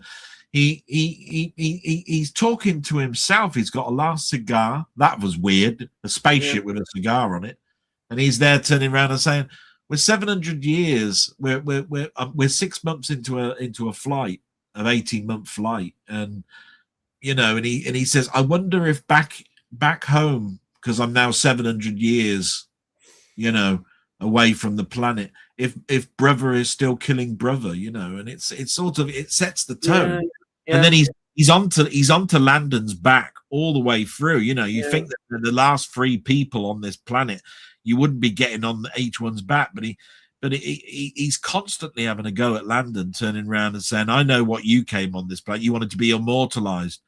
As far as I'm concerned, what you got, you'll sleep better at night if you just think to yourself that everybody that you thought was alive is now dead. yeah. You're forgotten. There's no statue of you. You'll Mm, sleep there, honestly, if you just think that you're alone. That's it. And I was just thinking, wow, this really is bleak. yeah, yeah, It really is bleak. And that just to me set the tone, and I just loved it. yeah.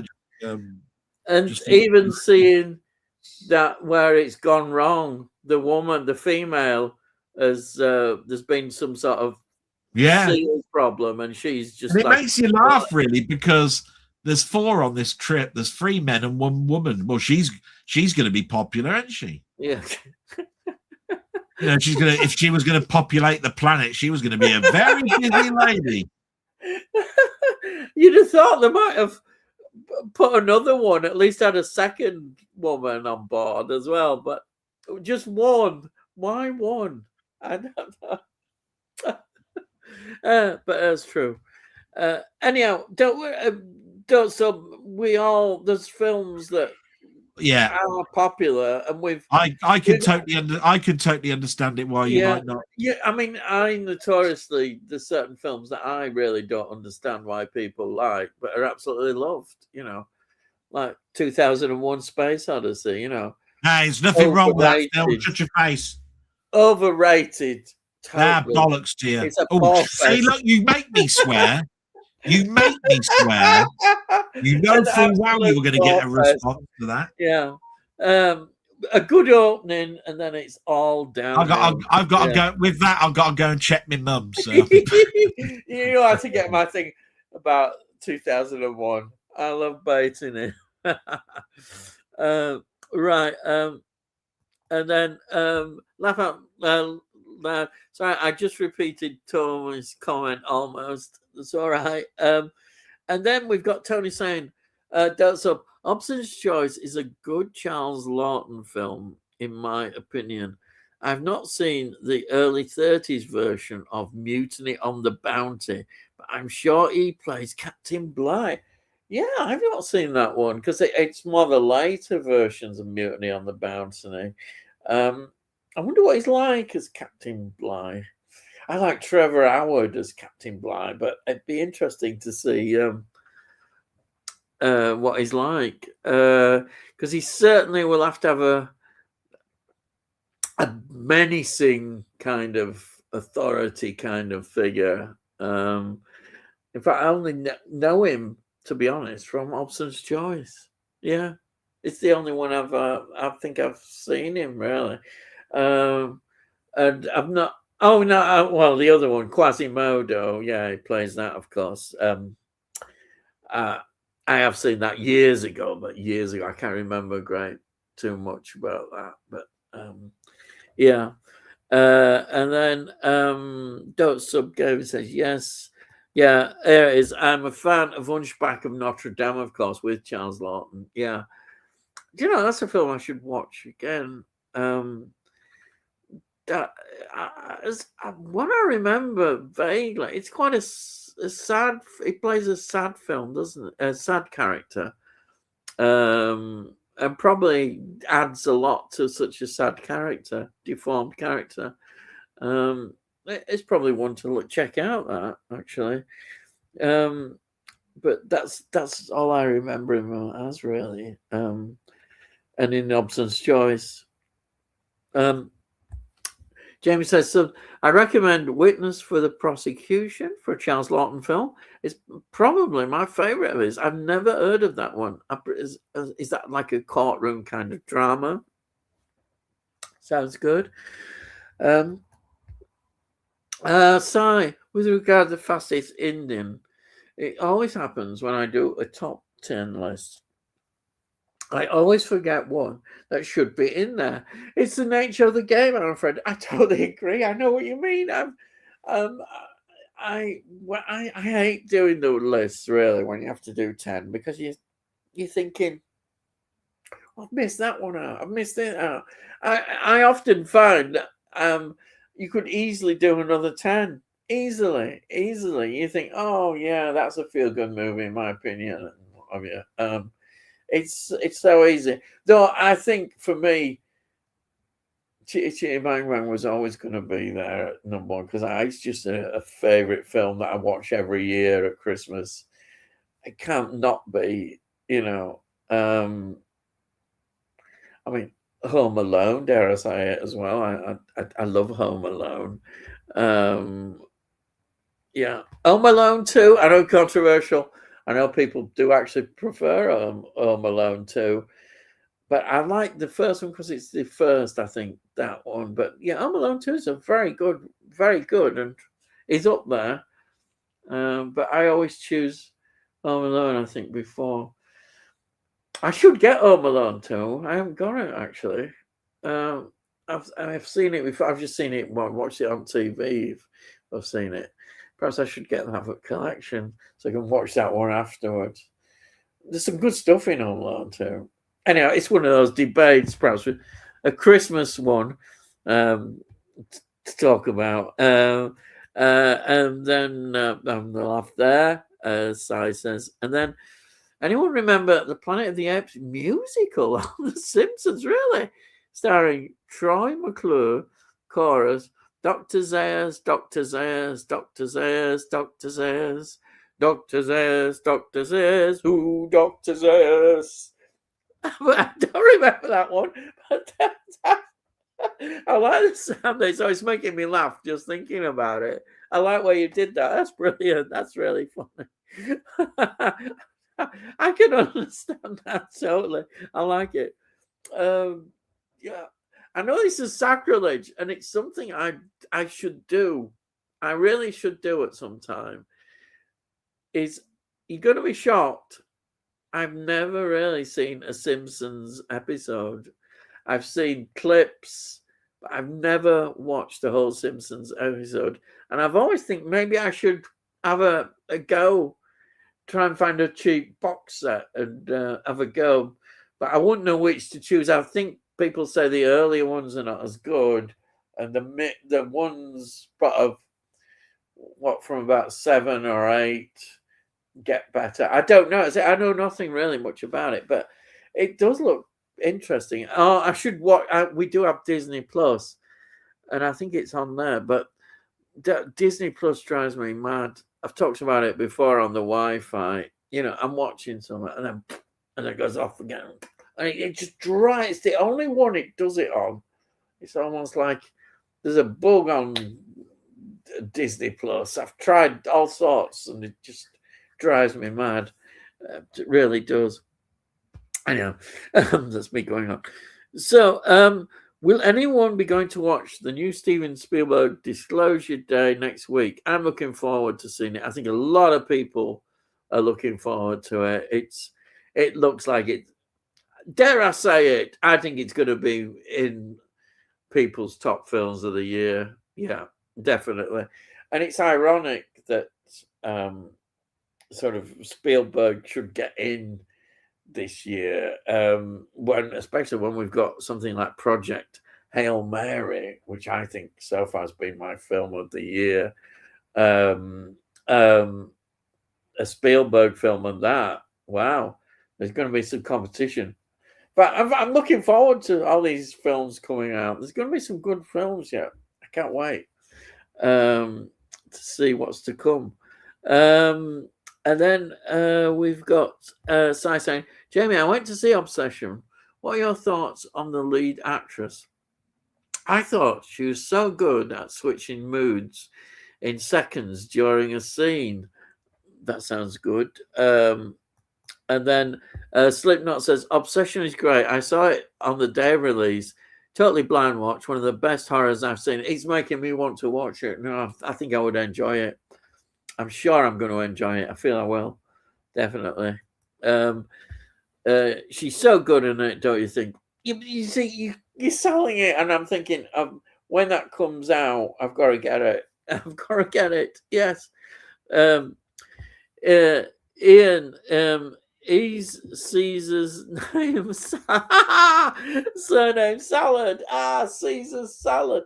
I'm saying there's a question. What is a Caesar salad? Is it, is it a Roman one? Loads of Italian stuff. What is a Caesar salad? Probably Delboy has probably be allergic to it. There'll be something in it that he won't like. But I don't know what's in a Caesar salad. I'm sure somebody can enlighten me. If it's got tomatoes in, then I'm all right. I love tomatoes. Anything with tomatoes in, I'm in. Eggs, tomatoes, I'm on board. And cheese, any forms of cheese. And then Sai says, yeah, absolutely. Peak acting. The guy is really good too. Wow. Oh, good one, David. Yeah, brilliant. Yeah, totally agree. And then Delboy said, no, David, it's Palace. Laugh out loud. So there he is. The ghost of Delboy popped in. And Dave says, Del, aha. And so, no, I'm not Alan Partridge. Aha. No. And then says, I keep telling people just to blind watch Obsession because it's the best way to see it. I've seen YouTubers putting spoiler images to thumbnails in their reviews, ruining the surprises. That is a good point, Slipknot.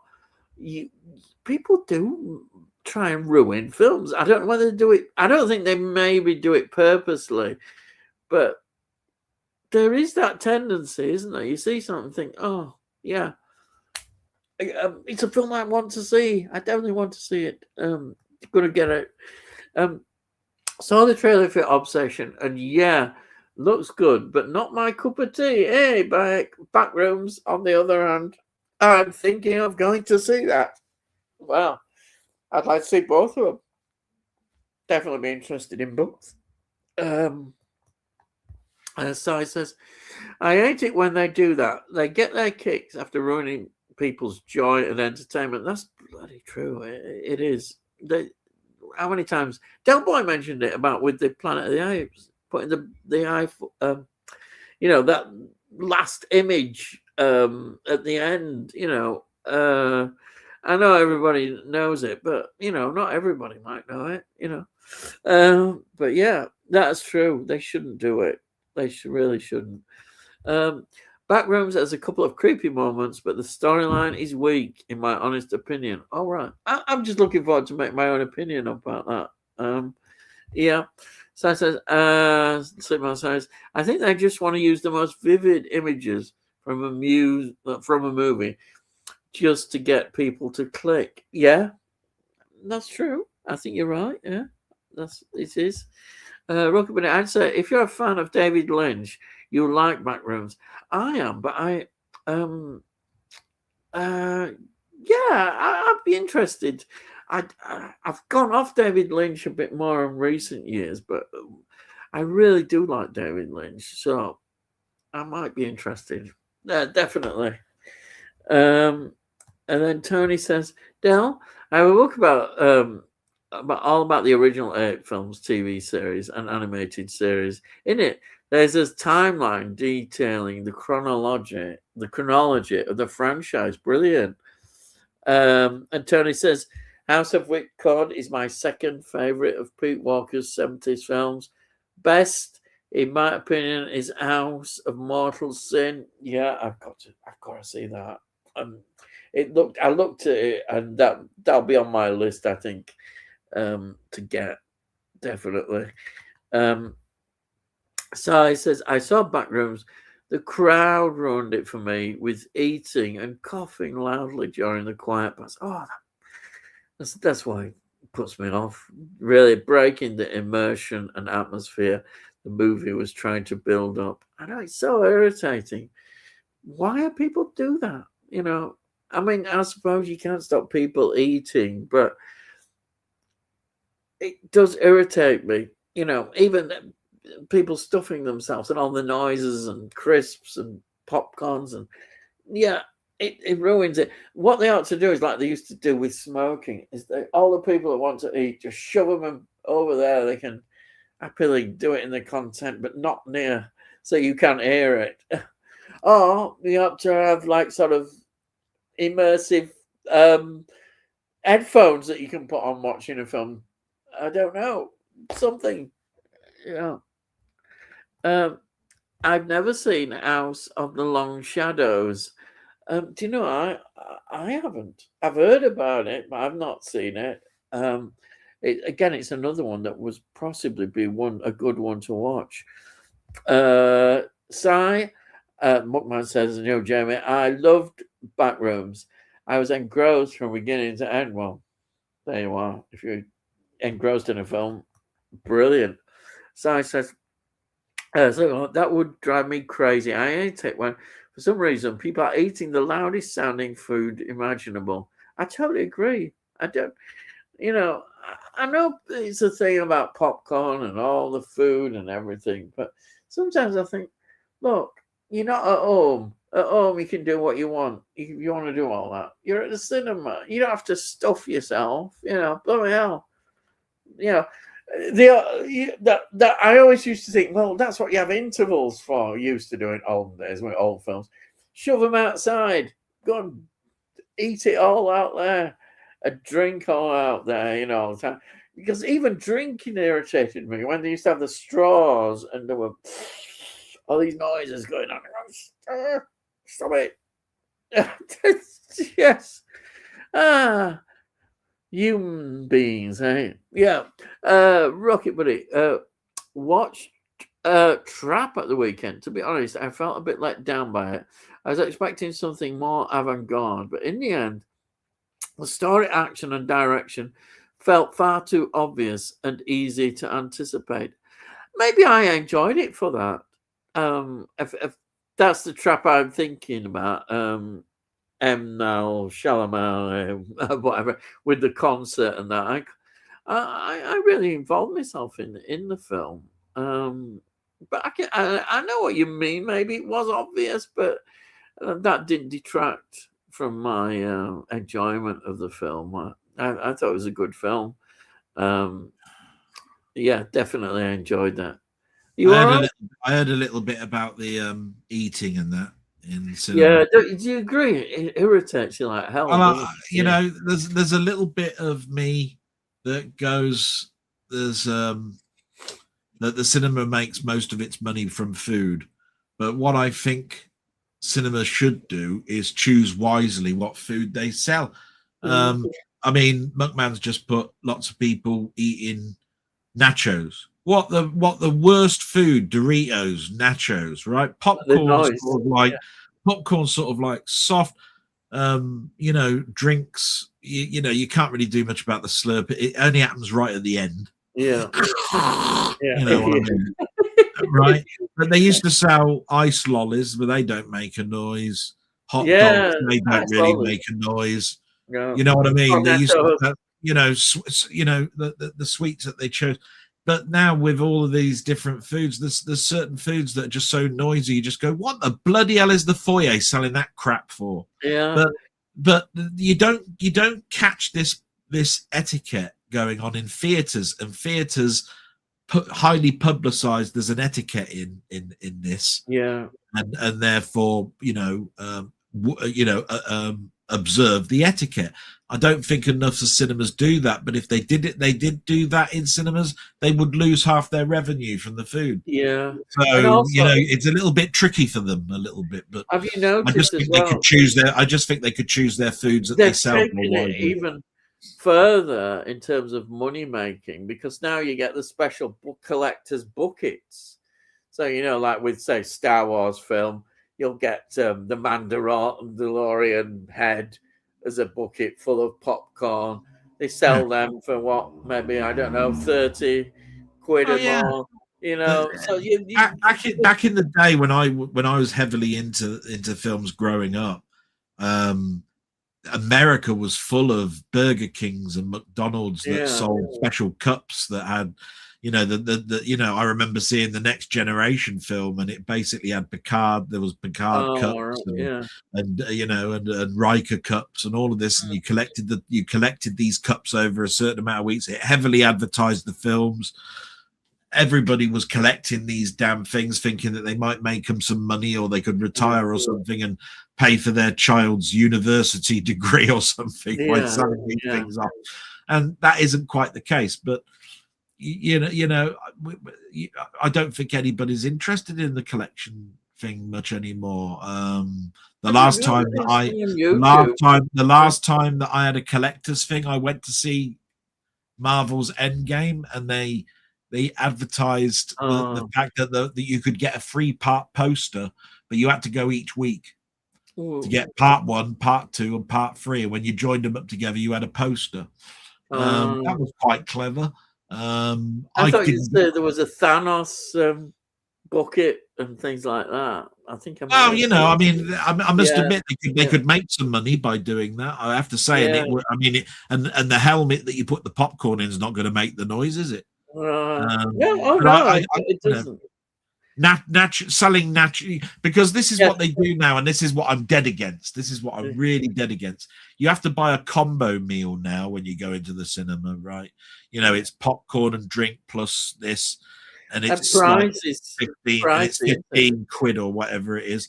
And I sometimes I used to go to the pictures and I just wanted a drink and popcorn. Right now, you got to have a third option, otherwise you can't have it. Otherwise, it costs more money than the actual combo meal, because you're already buying with your own.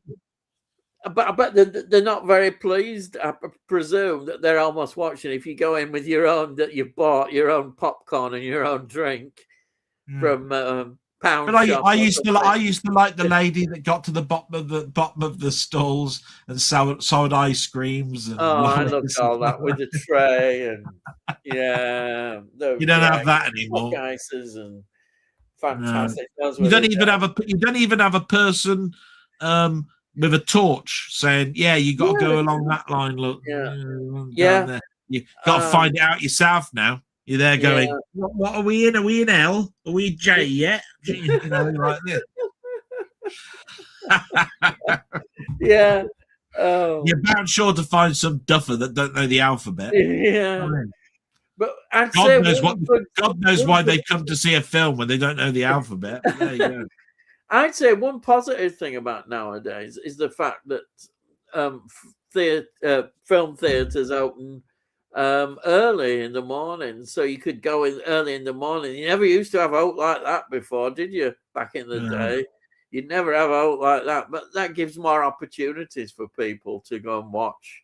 I think it's a good idea. Early showings. Yeah, it was really weird because before our cinema closed down, the Odeon, and they opened up the new one, our cinema had been around for 50, 60 years.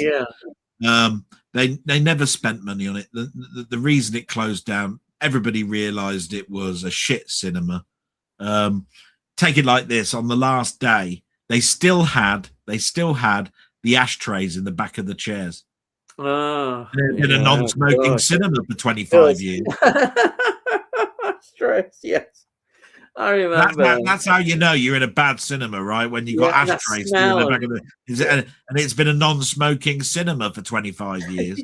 You just know you're in a bad place. You are a real flea pit. That's where they got the idea of the flea pit from.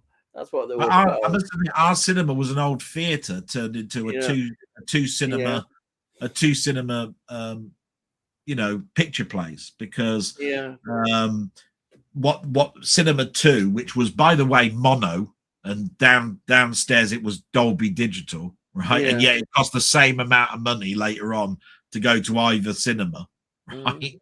Right. Used to be the top tier of the theater. It would be the gods. Yeah. And what they did was they filled in the bit that would have been shot, which would have shone down to the stage, and made it into a second cinema. Right. So that's how old our cinema was. They converted it into two cinemas, a 2-screen cinema. But the second screen was actually the gods, where you were looking down at the same stage. Yeah. You know what I mean? Before that, it was, I think for a time when the theatre closed down, it was a bingo hall. Yeah, that happened a lot. And then it turned in some of the really old theatres, you'd have a place where you'd have the organ, because we're going right back. Oh yeah. Playing, because of the silent film era, when they were playing the organ, and fantastic. The last time that cinema spent any money was when they had to widen the screen for 70mm. Oh yeah. Because the curtains had to open wider and the screen had to be larger and all of that sort of stuff. So, but I don't think. I think they rented their digital projectors before they closed down. Yeah. Otherwise, it still had the old projections that you could hear the noise coming from the glass. You could hear the film going through the loop. Yeah. If you sat at the back. Yeah. Most people didn't sit at the back unless you had a girlfriend. So you didn't go. You didn't hear it. You'd purposely try and be in the middle of the middle. Yeah. and also, do you remember on old films as well, for the projectionist, you'd get the signal for the next reel. Oh yeah. There's a 30-second loop. Then there's a marker that the projection. That's right. Yeah. Oh, right. Jamie says, so regards the actress in Obsession, she was brilliant. She was very unnerving. The more I hear about this film, you've really sold it to me, all the comments on it. Definitely be looking out for that. Jamie, I just didn't get it. Sai says, and then Backrooms. Yeah, you've been Backrooms, that is, yeah. Oh yes, now this is a film I mentioned and I've seen. I haven't seen it, but I'd like to watch this. I saw The Sheep Detectives last night, really enjoyed it. Add me at the end. Yeah, I think that might be add him crying at the end. Yeah. I think that might turn out to be a surprise film of the year, Sheep Detectives, definitely, when we're looking back. And then Tony says, have you seen Pete Walker's Frightmare, Ian? No, it was about a quite elderly cannibal couple living in an isolated farm. Wow, that sounds good. Yeah. I remember the last time you told me a story about when you last cried at the cinema. It was when you went to see 2001. You said, "What am I watching this shit for? I'm crying. I can't stand it. Why have I thought?" I'm afraid I couldn't even. I've never got to the end of 2001. I'm out. The bar is far more interesting. Yes, that's where it was. Let's go for a pint. Oh, we've got to go back now. Oh, no, I'm not bothering. I'm gonna bother going back. And I've heard that Sheep Detective had a traumatic scene in it. Really? Oh, I don't know. Jamie says, is that where they slit the throat of Larry the Lamb? Yeah. Backrooms, here we are, is all about fragmented memories becoming reality in an ever-expanding universe of rooms. Also, an allegory on the impending dangers of AI. We're doomed. That's the narrative. Yes. And then we've got Slipknot saying, I had the same thinking on Backrooms. Maybe I would have enjoyed it more if the audience was better. It's an interesting point, that, yeah. But now I can't fairly assess it if it was any good because of the poor cinema etiquette. That is an interesting point, isn't it? The fact that the audience ruined the film for you because you couldn't assess it really because of the distraction and what they were. That's bad. That's really bad. And then James says, can't say it was ever traumatic, but the scene at the end with the winter lamb and there's lots of people crying. Oh, you can't beat that, can you? That's a shame, Slipknot. It was my second favourite film of the year. Oh, right. I could just imagine me going to see it. I'll be turning around saying, well, I've got shepherd's pie tonight. I don't give a shit. I love shepherd's pie, but that's another one. Yeah. Oh, yeah. If anybody doesn't know, shepherd's pie's got lamb. Yeah. And then James says, I had a similar experience last night at the Sheep Detectives. I had to tell the girl sat next to me to turn her phone off. I mean, you turn that bloody phone off. Bloody people at the cinema should tell her to turn her phone off. You're not supposed to have them on. Yeah.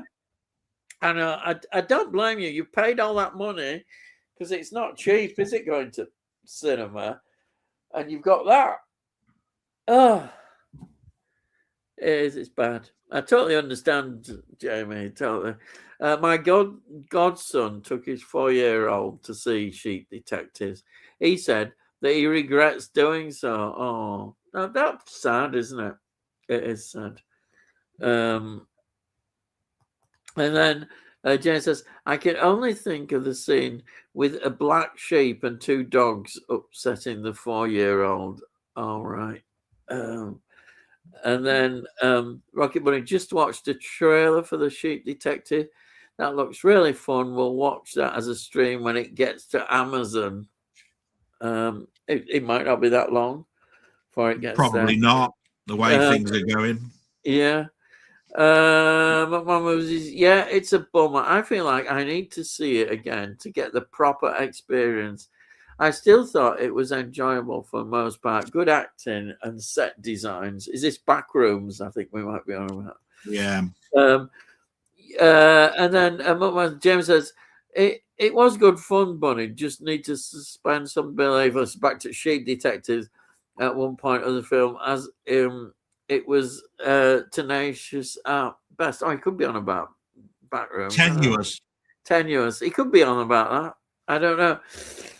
And then Rocket Bunny also with regard cinema etiquette.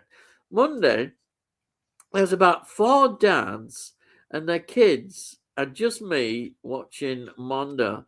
I swear, every group noisily got up and went out of the cinema at least 4 times each. Sorry, it's Mandalorian, isn't it? Mandalorian. Oh, God. That is, what can you say? It just ruins it. It ruins it. Del, Warner Archive have released The Naked Spur. Was thinking of getting it myself. Hey, wow. Yeah, I really enjoyed The Naked Spur. Yeah. And then Slipknot said, you know what Backrooms reminded me of? A mix of the Blair Witch Project and The Shining. Oh, that's an interesting mixture of films. Yeah.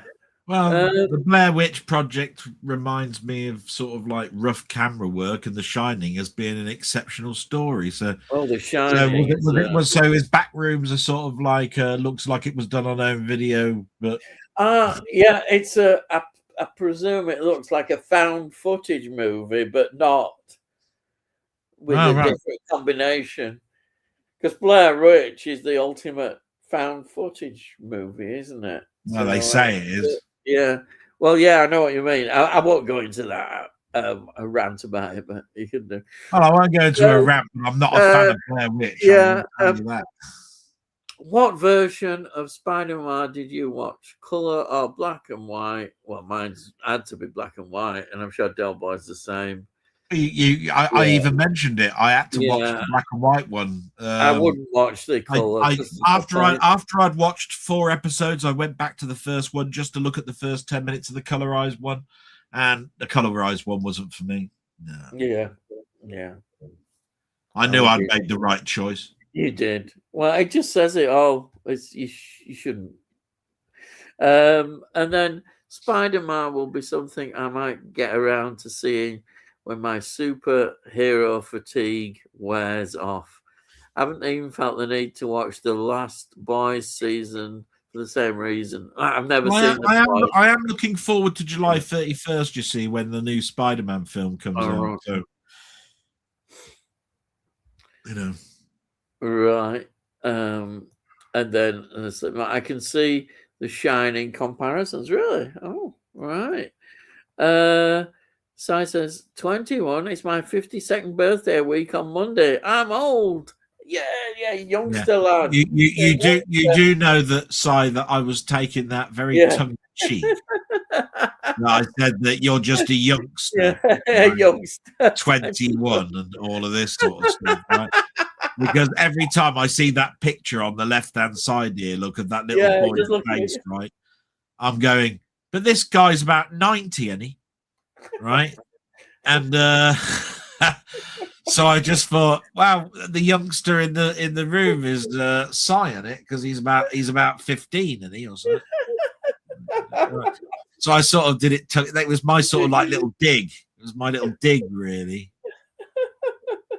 No, I mean, yeah. Oh, we got to say about that. And James says Slither is good, gory fun. I have a German import of it from years ago. I think that was good. Yeah, that was good. Yeah, and Sai says and there goes my hope of being the youngest one in the room. No. Rocket Bunny. He's about 105. He had a take it like this. The Queen wasn't dead, and he had a birthday card from her. That's how old Rocket Bunny is. You're surprised that I didn't say which Queen. That would make that's right, Victor. Yeah, Queen Elizabeth I. No, Queen Vic. Yeah. Oh dear. Hey, imagine going to Queen Victoria and saying, "Hi, Queen Vic, how's it going?" She'd be absolutely shocked, and everybody would be, "How dare you?" Yeah. Yeah, but I mean, you whisper in her ear, said, "Do you want me to tell you your life history and what to avoid?" Yeah. Oh dear. Take it like this: you're going to make black fashionable. Yeah. And the brooch. That wouldn't be very good, would it? Because that means you've let her know that her husband's going to die in a minute. Yeah. You know what I mean? Do you know what they called it? She had the whole thing was called mourning jewelry. She said, all this black stuff that they had. You didn't actually see her for about 8 years, did you? Then when she came out, she was black, and then she put on a lot of weight, didn't she? The thing is, when she was young, she was really quite pretty. Oh, she was thin, pretty, all of that. Yeah. And then Sai says, "You're only as old as the woman you feel." Oh dear, I've heard that joke as well. No. I have to turn around and say it's been a bloody long time since I felt. Oh dear. Well, dear, what can you say? Or as Delboy Trotter would say, it's been that long since he had a bit on the side. He didn't know they'd moved it. Oh dear. Get the violin out, folks. Get the violin out, folks. Bye. You have to keep putting that bromine in tea, lad. Yeah. It might help. Fanfare, or maybe not. What does that mean, Ian? Yeah, because you were going to do a fanfare for Muckman. Oh, right. Oh. Well, I don't know. I just thought of. I just imagined a great sort of entry. You see, as you enter the live stream, that's it. Yeah, I wonder what his theme tune is. It Another One Bites the Dust? What I don't know. I mean, we'll have to think of each person in here has got to have a theme tune that when they enter the room. That'll be the community question. If you could have a theme tune for when you enter the room, what would it be? Another One Bites the Dust. Oh dear. Or shut up in your face. Oh no, that's one of the worst. That's one of the worst records. Oh dear, terrible. It's as bad as I could do. And all that snooker loopy or something, Anyway, Rocket Bunny. I just watched a trailer for Deep Star 6. Are you seriously telling me the music is not influenced by Jaws? Dum dum dum dum dum dum dum dum. There you are. I swear, Deep Star 6 is based on it came out the same time as The Abyss. I'm sure of it. Mm. Oh. Like when 7 came out and Copycat came out, and they were really sort of like very similar. I'm pretty sure Deep Star 6 was at the same time as The Abyss. Pretty sure of it. Oh, I have to think about it. That's gonna do my head in now until we finish the show. Yeah. You getting here we are. Listen to this. Don't sub gaming. Del, when are you streaming, man? Stop caring about other streams and just do it. Actually, I've answered. I've answered. I'm going to watch sub gaming. He made a very poignant point. He said, "I've watched a couple of your blogs, and I have to turn around and say the biggest opinion that he had is that you shouldn't be concerned about other people streaming, and that stops you from streaming." And he's got a good point, because I mean, what I mentioned to him is that for me it's a lack of confidence thing. It's one of those things where if my friend Maymeister, who's got 4,000 subscribers, right, is going to be streaming that night, there's absolutely no bloody point me streaming, because there'll be 50 people watching his stream and there'll be like 2 watching mine, because I just don't have that sub base, right? And I wouldn't want to do it anyway because he's my mate, right? But it's so crowded these days. There's a stream going on a Monday and a Tuesday and a Wednesday and a Thursday and there's no point. You can't avoid it now. Yeah. But my own confidence is the thing that stops me. I just don't think I'm that great, and so I basically just put it off. But there have been times where I've gone, do you know what? Tonight I'm going to stream, and then my mate will come on 20th Century Game and say, I'm streaming tonight. And I go, bastard. Oh. I was just about to stream and you've got to stream. Right? And I like to watch his streams as well, so I don't really want to miss out, if you see what I mean. But he's quite right. You shouldn't. You need to be a bit thick-skinned on these things and just go, do you know what? Just do it. God's sake, It's like we here on this stream, we do it every week. And now recently, about every few weeks, a certain other streamer started up. They were, they've been going. But I'm not going to let it bother us. We're still here. No. We just go ahead. I'm not, they might take some views off us, but we don't bother. They've decided to jump in and do it, so what? We've been here longer. Well, there's always reruns, and you can watch them afterwards, and you can choose which one. But I always tend to find the best thing about a live broadcast is that you've got us read. You've got the reading. Now, if you're watching it in a rerun, you've got no chance of you writing anything for somebody else to answer. Do you see what I mean? So you do really need to choose the one that you want, the one that you're going to get the best one, the best way of getting your answer out. Do you know what I mean? I mean, to be fair, this stream, as week goes on, it gets more people watching it. Well, that's good. We get quite a lot, They must be counting down the days. When's that bastard not going to turn up anymore? We could just have Ian. We could just have Ian talking. We'd probably get through before 12 o'clock if that Dell worked there. Anyhow, you lot make me swear, you know. And then we've got Slipknot saying, "You never know, Zack Snyder might do a decent job with an Escape from New York remake. His version of Dawn of the Dead was excellent." That's a good point. I know there are things that you think, oh, why? But, if they're going to do it. I mean, the thing about it is there could be some, it's just like Slipknot saying, there could be some good things from it. Look, if nobody has watched, if the millennials have never watched Escape from New York from 1981, right? And this new one comes out, it might make them go, oh, I'm going to buy that, and I'm going to buy the original one because I want them in my collection, right? The next thing about it is, like anything, it could be a reimagination. I think it might brought up to modern and be quite good. The trouble with me is that I'm a bit. It wouldn't be aimed at me. Yeah, I know that it will probably alienate me, and I'll be going, "Oh, the original's better. What am I watching this shit for?" And I know because I'm getting older that I'll be probably more cynical about it.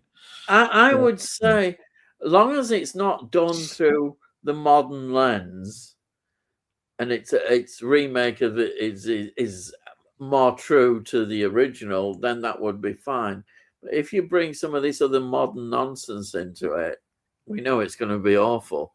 So hopefully they'll just make a good film without putting all that stuff in.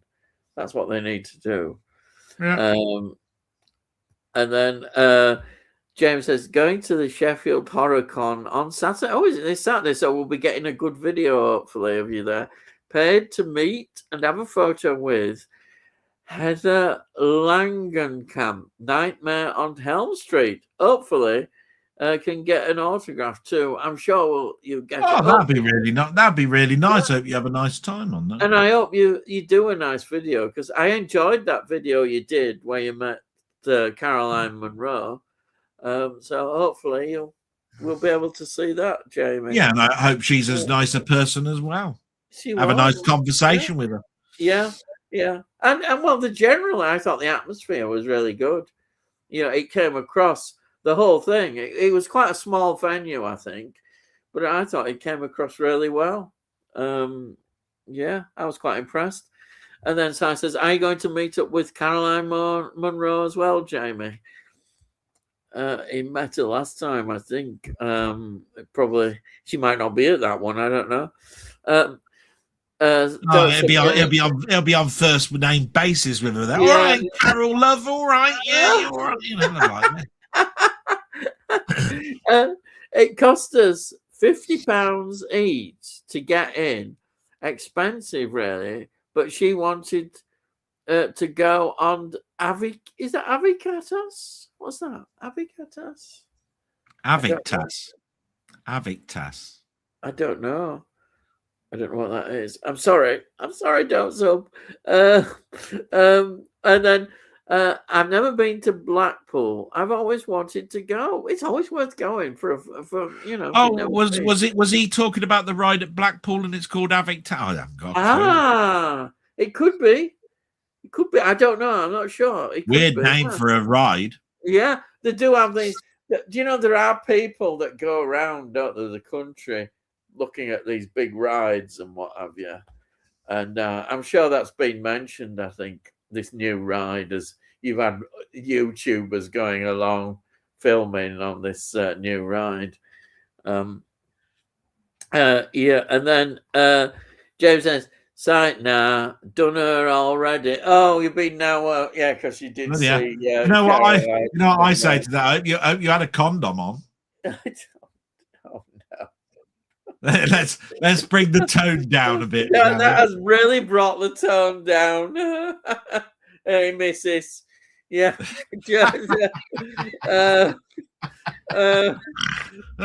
dear. I'm going to get slaughtered for that one. I can you need to see James laugh. That's you to do it. Yeah. And then David says, Rocket Bunny, I think the makers of Deep Star 6 are the same who made the original Friday the 13th. Really? Wow. That'd be quite amazing. Interesting. Yeah, I'll definitely look out for this Deep thing, Star 6. I'm actually struggling to find the original Planet of the Apes films on Blu-ray right now. Loads of the new films, almost nothing with the originals. Really? Really? Wow. God, they always used to crop up in sales. I hope they're not going out of. It's that Mid-Media Matters. He's gone and bought the lot, and he's bought a consignment. Yeah, so, no, I hope that's not true. I hope it's. I hope you can. I'm gonna have a little look now. No, he says none on Amazon, HMV. On eBay, I'm surprised. eBay, Charlotte, or Music Magpie.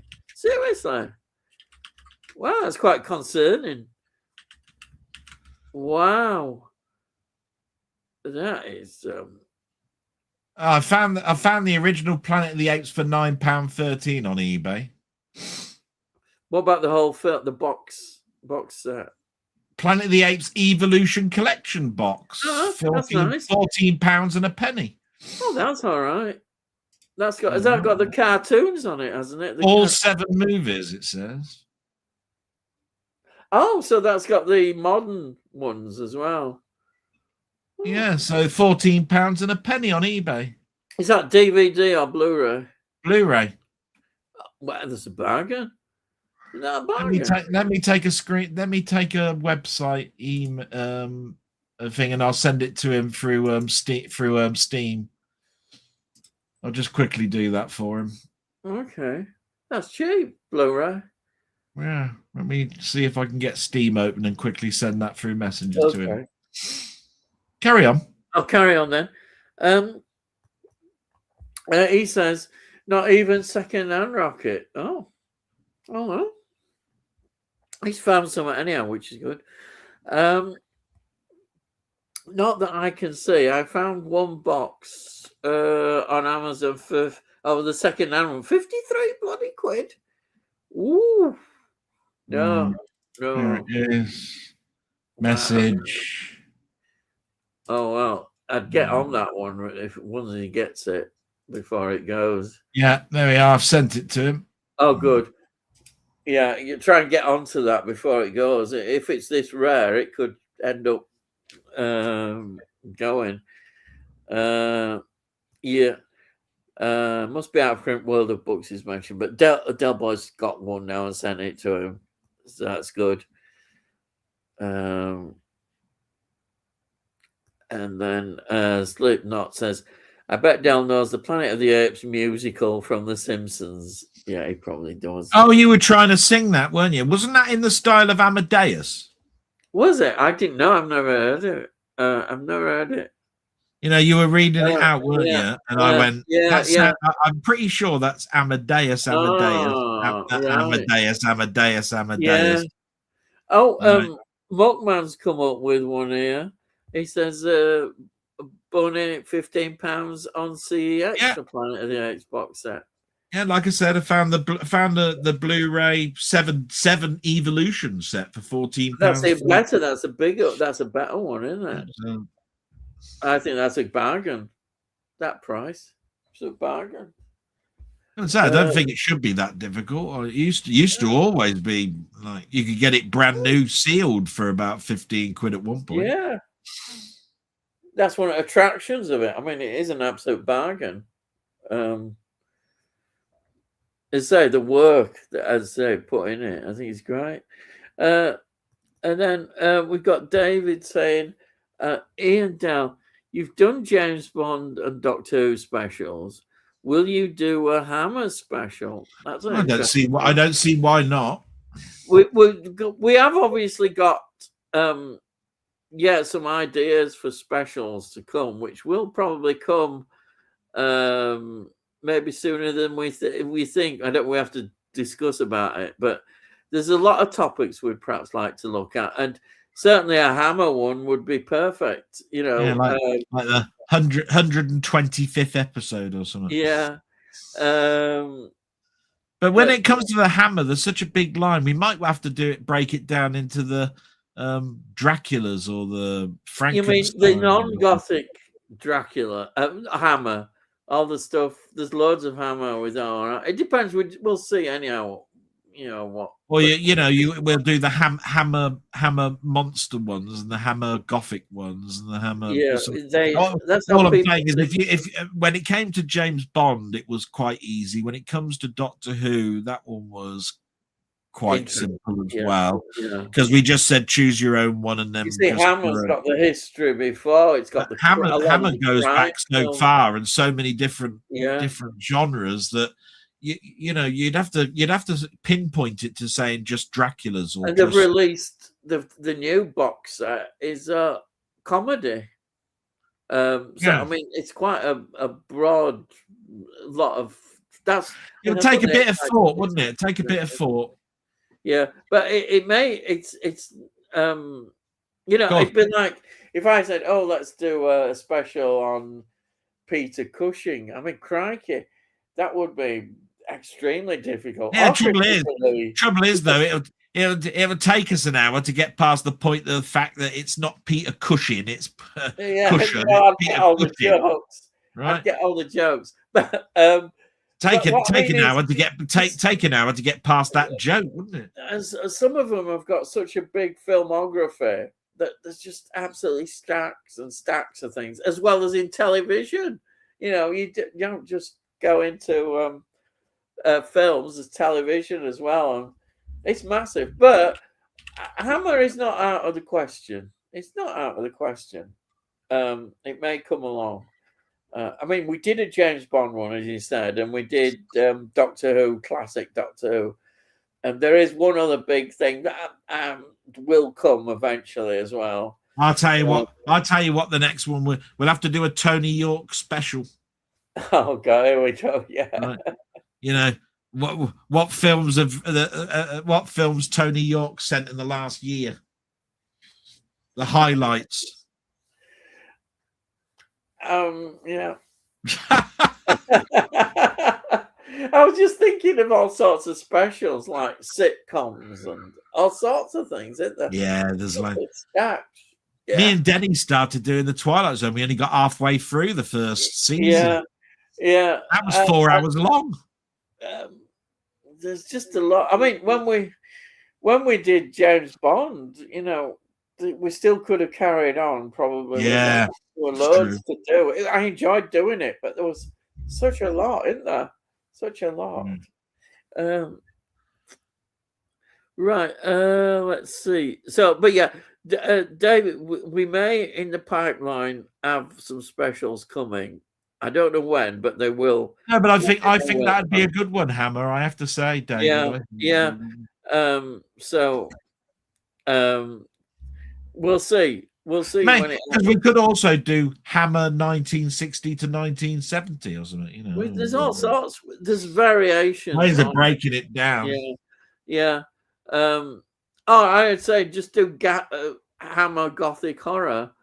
Could do that. We'll see. But yeah, we're always interested in ideas and tweaking things, maybe.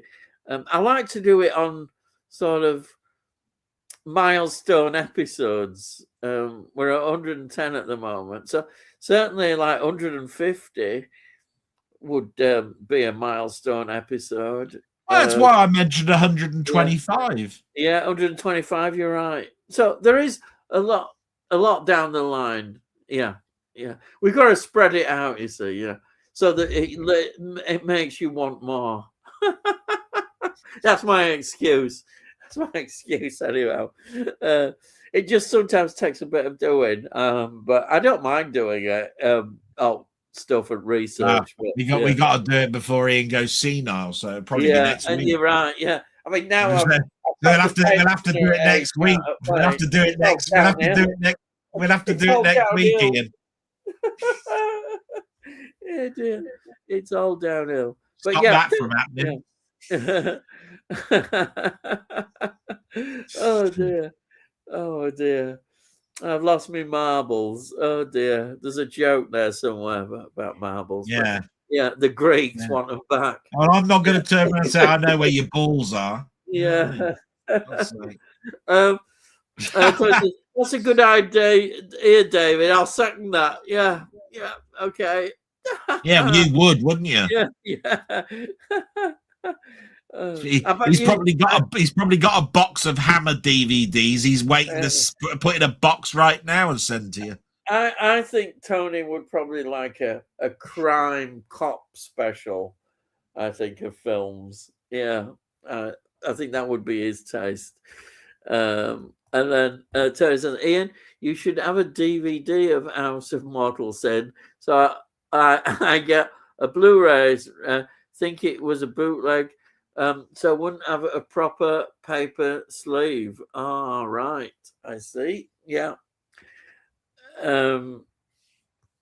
But I may well, if there, you said there isn't a Blu-ray, but there might be one. Well, you said you have got a Blu-ray. It's one I would consider getting in my next when I get some more money. You know. Muckman says I can cope with people eating nachos and popcorn. It's the rustling bags of sweets that drive me crazy. Oh, right. See, this is the thing. Why do pick and mix, bastards? You know what I mean? Crying out loud. with the worst rustling bags that you could have in the world. Do you know, I don't like nachos. I don't like that sort of stuff. Oh, those Mexican kind of things. Well, it's like anything. Doritos. They take bags of Doritos. Doritos, that's it. I don't like Doritos. I mean, Doritos, probably the noisiest crisp in the world. Yeah, yeah. You can see I can't go into a Mexican restaurant. Mexican's not my food, definitely. Lots of that at the showing of the Sheep Detectives last night too. Well, there would be, you know, I can imagine kids there. I totally agree, Jamie. The rustling of plastic boils my blood. I honestly think they're doing it to annoy everyone else in the theatre. I know what you mean, that irritation. It becomes louder in your mind as well. It just gets louder. Yes, totally agree there, Muckman. And then I know a few people on Instagram who buy every collectible popcorn bucket. Blimey heck. I know I've seen it, but yeah. The cinemas do well out of it, I suppose. They make money out of it. Who remembers? Oh, Kiora orange juice at the cinema. Yeah, I do remember it. Wow, we all adore it. We all adore a Kiora, don't we? Oh yeah, love a bit of Kiora. See, you didn't get that. We all adore a Kiora. Adore Kiora. God's sake, man. With Sky Cinema, I get 2 free tickets. Yeah. To visit a cinema every month. That's pretty good, isn't it? Yeah, I've got Sky VIP. Yeah, I've got Sky VIP. I know you obviously you have problems getting to the cinema. Yeah, that's the only problem. But yeah, it's not a bad deal, is it? That. Everybody used to like Orange Tuesdays, didn't they? It was the Orange Film Network, Orange Mobile Phone Network used to give you Tuesday. And then it was Go Compare or whatever it was, or or that Meerkat thing did cinema stuff. God, that I used to get on my nerves, that Meerkat. But yeah, Rocketman says I took my own bottle of water and a giant pretzel to the cinema on Monday. I was quite happy. Good for you. Oh. Good for you, though, taking your own bottle of water instead of being ripped off by cinemas. Yeah, brilliant. And it's good because at least the sort of mafia weren't there checking that when you went in. It's people that take like Twiglets or something and they chew them like this. Like this. You stick them in your gob and you chew. What's this bloody, whittling it down bit by bit? Like a squirrel or a bunny rabbit or something.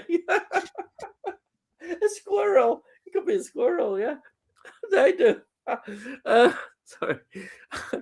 It's the image. It's done it now, right? A large Coke kind of guy at the cinema. I don't like eating anything while I watch in a cinema. Well, there is that as well. Have you ever noticed if you put crisps in your mouth, right, it echoes into your brain, right? All you hear in your ears is yeah, right, and it blocks your ears, and you're going, I don't know what he said. Yeah, projectionist, can you rewind it? Yeah. Even have you noticed at home? What I do if I miss it is you can just rewind it back, can't you? Just move it back a bit if you miss an important line. Yeah, but they don't take walkers in there anymore. They have to have kettle crisps, don't you? Loudest bloody expensive. I mean, what, they're made in a kettle? Are they made in a kettle? Is that why they're different? No. Yeah. All I know is, they're just bloody. All I know is they're bloody noisy. Yeah. Tony says, mentioning old cinemas, there's a Peter Sellers film called The Smallest Show on Earth with Leslie Phillips and Margaret Rutherford. Hey, about a couple inheriting a flea pit. Oh, that sounds good. I'm gonna really annoy people. Well, next time I go to the cinema, I'm gonna take sausage and chips in there with me. Put a load of salt and vinegar on and say, "There you are, you bastards!" Right? I'm gonna take a curry in with me. Yeah. Oh, the stink. You've annoyed me for the last bloody 5 weeks at the cinema. I'm going to annoy you lot now. I'm going to stick the place out with a Chinese. I wouldn't be surprised if some people have already done that. Takeaway. You could imagine. Take it in in your newspapers. Oh, you could. You can see them doing it, can't you? Oh, stinking the place. Oh dear. And then Rocky says, "So yeah, if I had a large Coke, I'd be peeing 30 minutes after finishing it. Spot on. I'm the same. If I'd be having that, I'd be having to. And I hate going to the toilet in cinema. There's nothing worse than going to the toilet. I'd be definitely be off to the toilet. You got for start. You got to walk past 15 people before you get to the side. Yeah, and then you got to walk up to where the bloody toilets are. Down and then they stink of pee, and then you got to walk back and go past the same 15 people. Yeah, and you're just going. I know I'm just going to 8 people. They're going to hate me for walking past. I'm going to bash their legs. And, we're a good advert for people not wanting to go to cinema. We're supposed to be encouraging people to go to cinema, kind of putting people off, aren't we? Yeah, I suppose that's true. Yeah, we ought to stop that now. But you can understand it. If you're paying a lot of money, you want it good. You don't want all that crap, do you? Yeah. I mean, it's not cheap, is it? It's not cheap. Especially a mum and dad and 2 kids. Yeah. Jesus, and then they got to buy the food as well. You're not going to get much change out of 80 quid, are you? No, exactly. That's exactly true. Yeah. And then Sai says, Rocket Bunny, I've only so far had to go to the loo during a film once. It was Kill Bill, the whole bloody affair, which was over 4 hours long. 4 hours is quite 2 films, 2 hours each or something, isn't it? Yeah. Surely didn't they have an interval? Don't they have even 4 hours? Imagine what it was. Imagine what it was like when I went to that horror fest.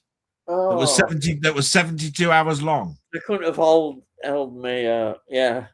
Oh, I'd be up and down. 72 hours of horror films. Yeah, because you'd have to have some drink, and the more you drank, the more likely you were going to the toilet. and then Yeah. the bit that done it, I'd have gone to sleep. I definitely would have fallen asleep eventually. You can't keep your eyes Well, open. we had flasks of coffee and Oh, Christ. you'd be asleep and you know. And Joe says second favorite film of the year is Backrooms. See, I gave you a little yeah. And then he said, fanfare. God. "Not Sheep Detectives." You tell him. You tell him. Yeah. And here we are. I agree with you on this one.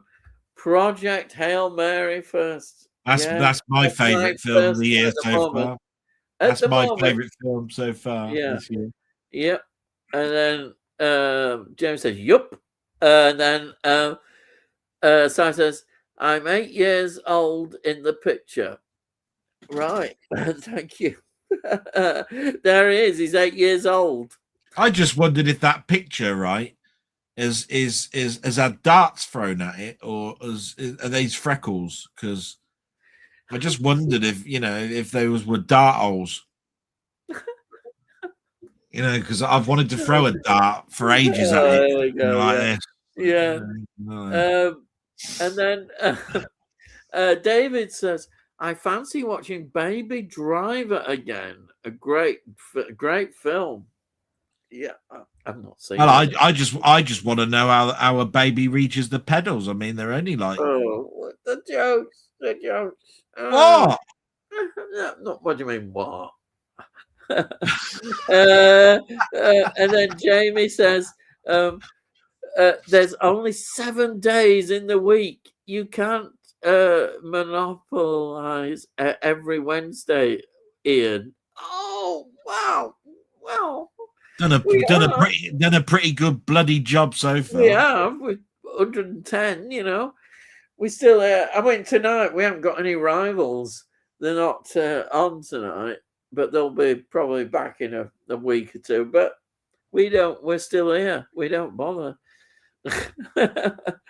And then Slipknot says, Google says Avicaz is the tallest spinning pendulum ride. Oh, this is that thing. Gyro swing in the UK, located at the Pleasure Beach in Blackpool, England. So that is this big. I was right. I was right in saying it. Evictus was the ride. Yeah. Right. Yeah. I certainly won't be going on that. I wouldn't. No way. You wouldn't be able to get me. James says it's the seven film Evolution box set on CEX2. All right, so that's pretty good. Yeah, anybody who ain't got it. And then we've got here James Mason special shock horror. No, I don't know if you get that. I don't know. And then we've got that would be 3 hours 55 minutes of Ian and 5 minutes of me, wouldn't it? Yeah, and we can talk about Huddersfield. Yeah, Delboy got brilliant. Yeah. No, because he said that Kex had it for 7 cinema. Yeah, it is. That is good value. Thanks, Del. I know I am. Tony York special. See, has Rocket Bunny been able to get it? Then I hope so. I hope he's. No, he says later on that he wanted just a 5-issue one. So. Oh right, okay. And then oh no, Jerry Goldsmith special. Hey, that's a good idea. He could do one on his own. Well, there it is, a good idea. And this is me saying, well, why don't you do one on your own blooming channel and get one out? I'm always encouraging him, but I know he's got time problems and all that, but hopefully one day he'll be able to do one. I'll tell you what, that works as a podcast, but the trouble is, I find it very dry talking about Jerry Goldsmith without being able to play a piece of the music, and you're only allowed to play. We can't do that on YouTube. YouTube is the one place you can't do it, isn't it? If they got rid of that rule, it'd be great. It would open up so much. It's like when I did some music videos, I didn't like it because you couldn't play any music. You can play 4 seconds. You get 4 seconds roll, but it's no good. 4 seconds. That's the trouble. Yeah. And you can't do that with Jerry Goldsmith. Here's 4 seconds of Jerry Goldsmith. Oh, that's it. It's over. You can't do it. Yeah. YouTube. Yeah, Delly's right. The Dr. Zayas song was in the style of Rock Me Amadeus. So it was Dr. Zayas, Dr. Zayas, Rock Me, Dr. Zayas, Yeah. Dr. Zayas. Right, there you go. Would people recommend watching Simpsons then in the old day? Because it's referenced such a lot, The Simpsons. And I remember when I was collecting DVDs that I bought the first 9 seasons. Which are the best seasons of The Simpsons considered? Well, they all say that Simpsons took off when it was Who Killed Mr. Burns. So probably about 4 or 5 seasons in, I think. Yeah. So they're the kind of seasons. Because the first season, if I remember rightly, was on the Tracy Ullman show. Yeah. And then it split off and made its own cartoon. The first season was very rough in regards to the animation. Yeah. And then it turned into what we know as The Simpsons. I you know, for me, I bought the box sets because they were I was buying lots and lots of stuff. Yeah. You know, like 24 and all of this sort of stuff. Yeah. So I was buying anything that was popular. But it's the same with anything. You got to about the 10th or 11th or 12th season, and they stopped bringing out the DVDs. So they're up to like season 29 now or 30 or something. And you're not good ever to get them. When it comes to physical media, they've only ever brought them out on DVD, and they stopped at 12. And it was the same with Family Guy. They're up to something like they're up to about season 22 or 23 of that, and you can only get the first 8 or 9. So as a collector, you just start going, do you know, when is it going to be that I'm going to have a whole collection with no gaps or everything there? Because I'm sick of starting something off and then they peter out towards the end. Yeah. To me, what trumps Simpsons and Family Guy is Futurama, because I like science fiction, and they did no end of science fiction references and gags. Yeah. You know, the Star Trek and Doctor Who and Soylent Green and Omega Man, they're all in Futurama. So Futurama's a good one, is it, to get hold of? Yeah, because at least you can have them all. Yeah. I'd still be fascinated by Simpsons because it's referenced such a lot. Oh yeah, Simpsons. Yeah. Anyhow, let's have a look. Rocket Buddy says, "Thanks for the apes link, Del. I found one of just the original now, which I think I'll get." Oh, well, that's good. I'm glad, Delboy, I was able to tell if you found one. Well, I tried my best. I only did it because he said he couldn't find any. Yeah, I'm glad you found one. It's worth getting. Brilliant, get it. Yeah.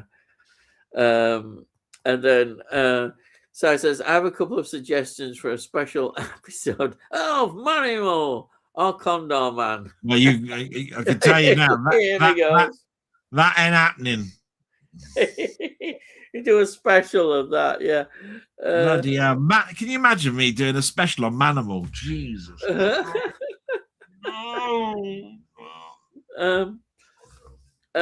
And then Slipknot says, I mean, Condom Man is bad enough, but I mean, you know. My dog used to chase people on a bike. It got so bad I had to take his bike away. Oh dear. That's such an old joke. Really? What can I say? Yes. And then Tony York says, "Good shout, Si." And then Si says, "Yeah, they're laughing." Slipknot's laughing. And then we've got another couple of suggestions for special episodes. Here we are. This is one Delboy loves. Alain Delon or Peter Cushing. No. That's it. No. We had to get the joke saying, "Oh well," and he did it afterwards. No, sign Alain Delon. There you are. That's how you gotta do it. That's it. Every week it gets Delboy. And then there's Freckles Delboy. That picture used to be front and center in my mum's living room. The amount of grief I got off my mates was unbearable. Oh, sorry about that. I know your mates they pick on things like that. Yeah. And then, sorry, Tony, I just can't do the French accent. Nor can Ian. No, I can't. And then, no worries, Ian. Ian can. And then we're getting near the end now. Then having a good laugh there. And then Tony says, "Good night, all, and thanks." Yeah, thank you, Tony, for being here. And we've got another one. Si is going, "Nighty night, guys. Salute to Delboy and see you later, Ian." And the obligatory shout out to Mrs. Dell. Thank you, Si, and appreciated everybody that's made a contribution or just watched us. We've got another message in, and then Slipknot saying, "See you later, everyone. Bye, Slipknot." Yeah, thank you, everyone. It's always a pleasure every week. We love doing it, and you say we'll still be here next week. Going on, you get the usual action-packed episode of brilliance. Well, yeah, you get the obvious trouble causer like Tony. You know what I mean? We get the usual spots that you all love and expect every week. So anyhow, I say thank you, everyone, and we'll just. As normal, thank you, Delboy. It's always a pleasure every week. Always enjoy this. So I just you can just say your farewells and. I always say it's goodbye from me. And goodbye from him. Good night. We're both supposed to say good night. You still get that wrong. Right. Yeah, wait, don't matter. You say that every week because I get it wrong. I'm gonna have to sack you. And like as I always say on my own side, I say salute, because just after Frankie Howers and at Pompeii. And all I've got to say is, I'll see thee again. Cheers, everyone. Bye. Bye.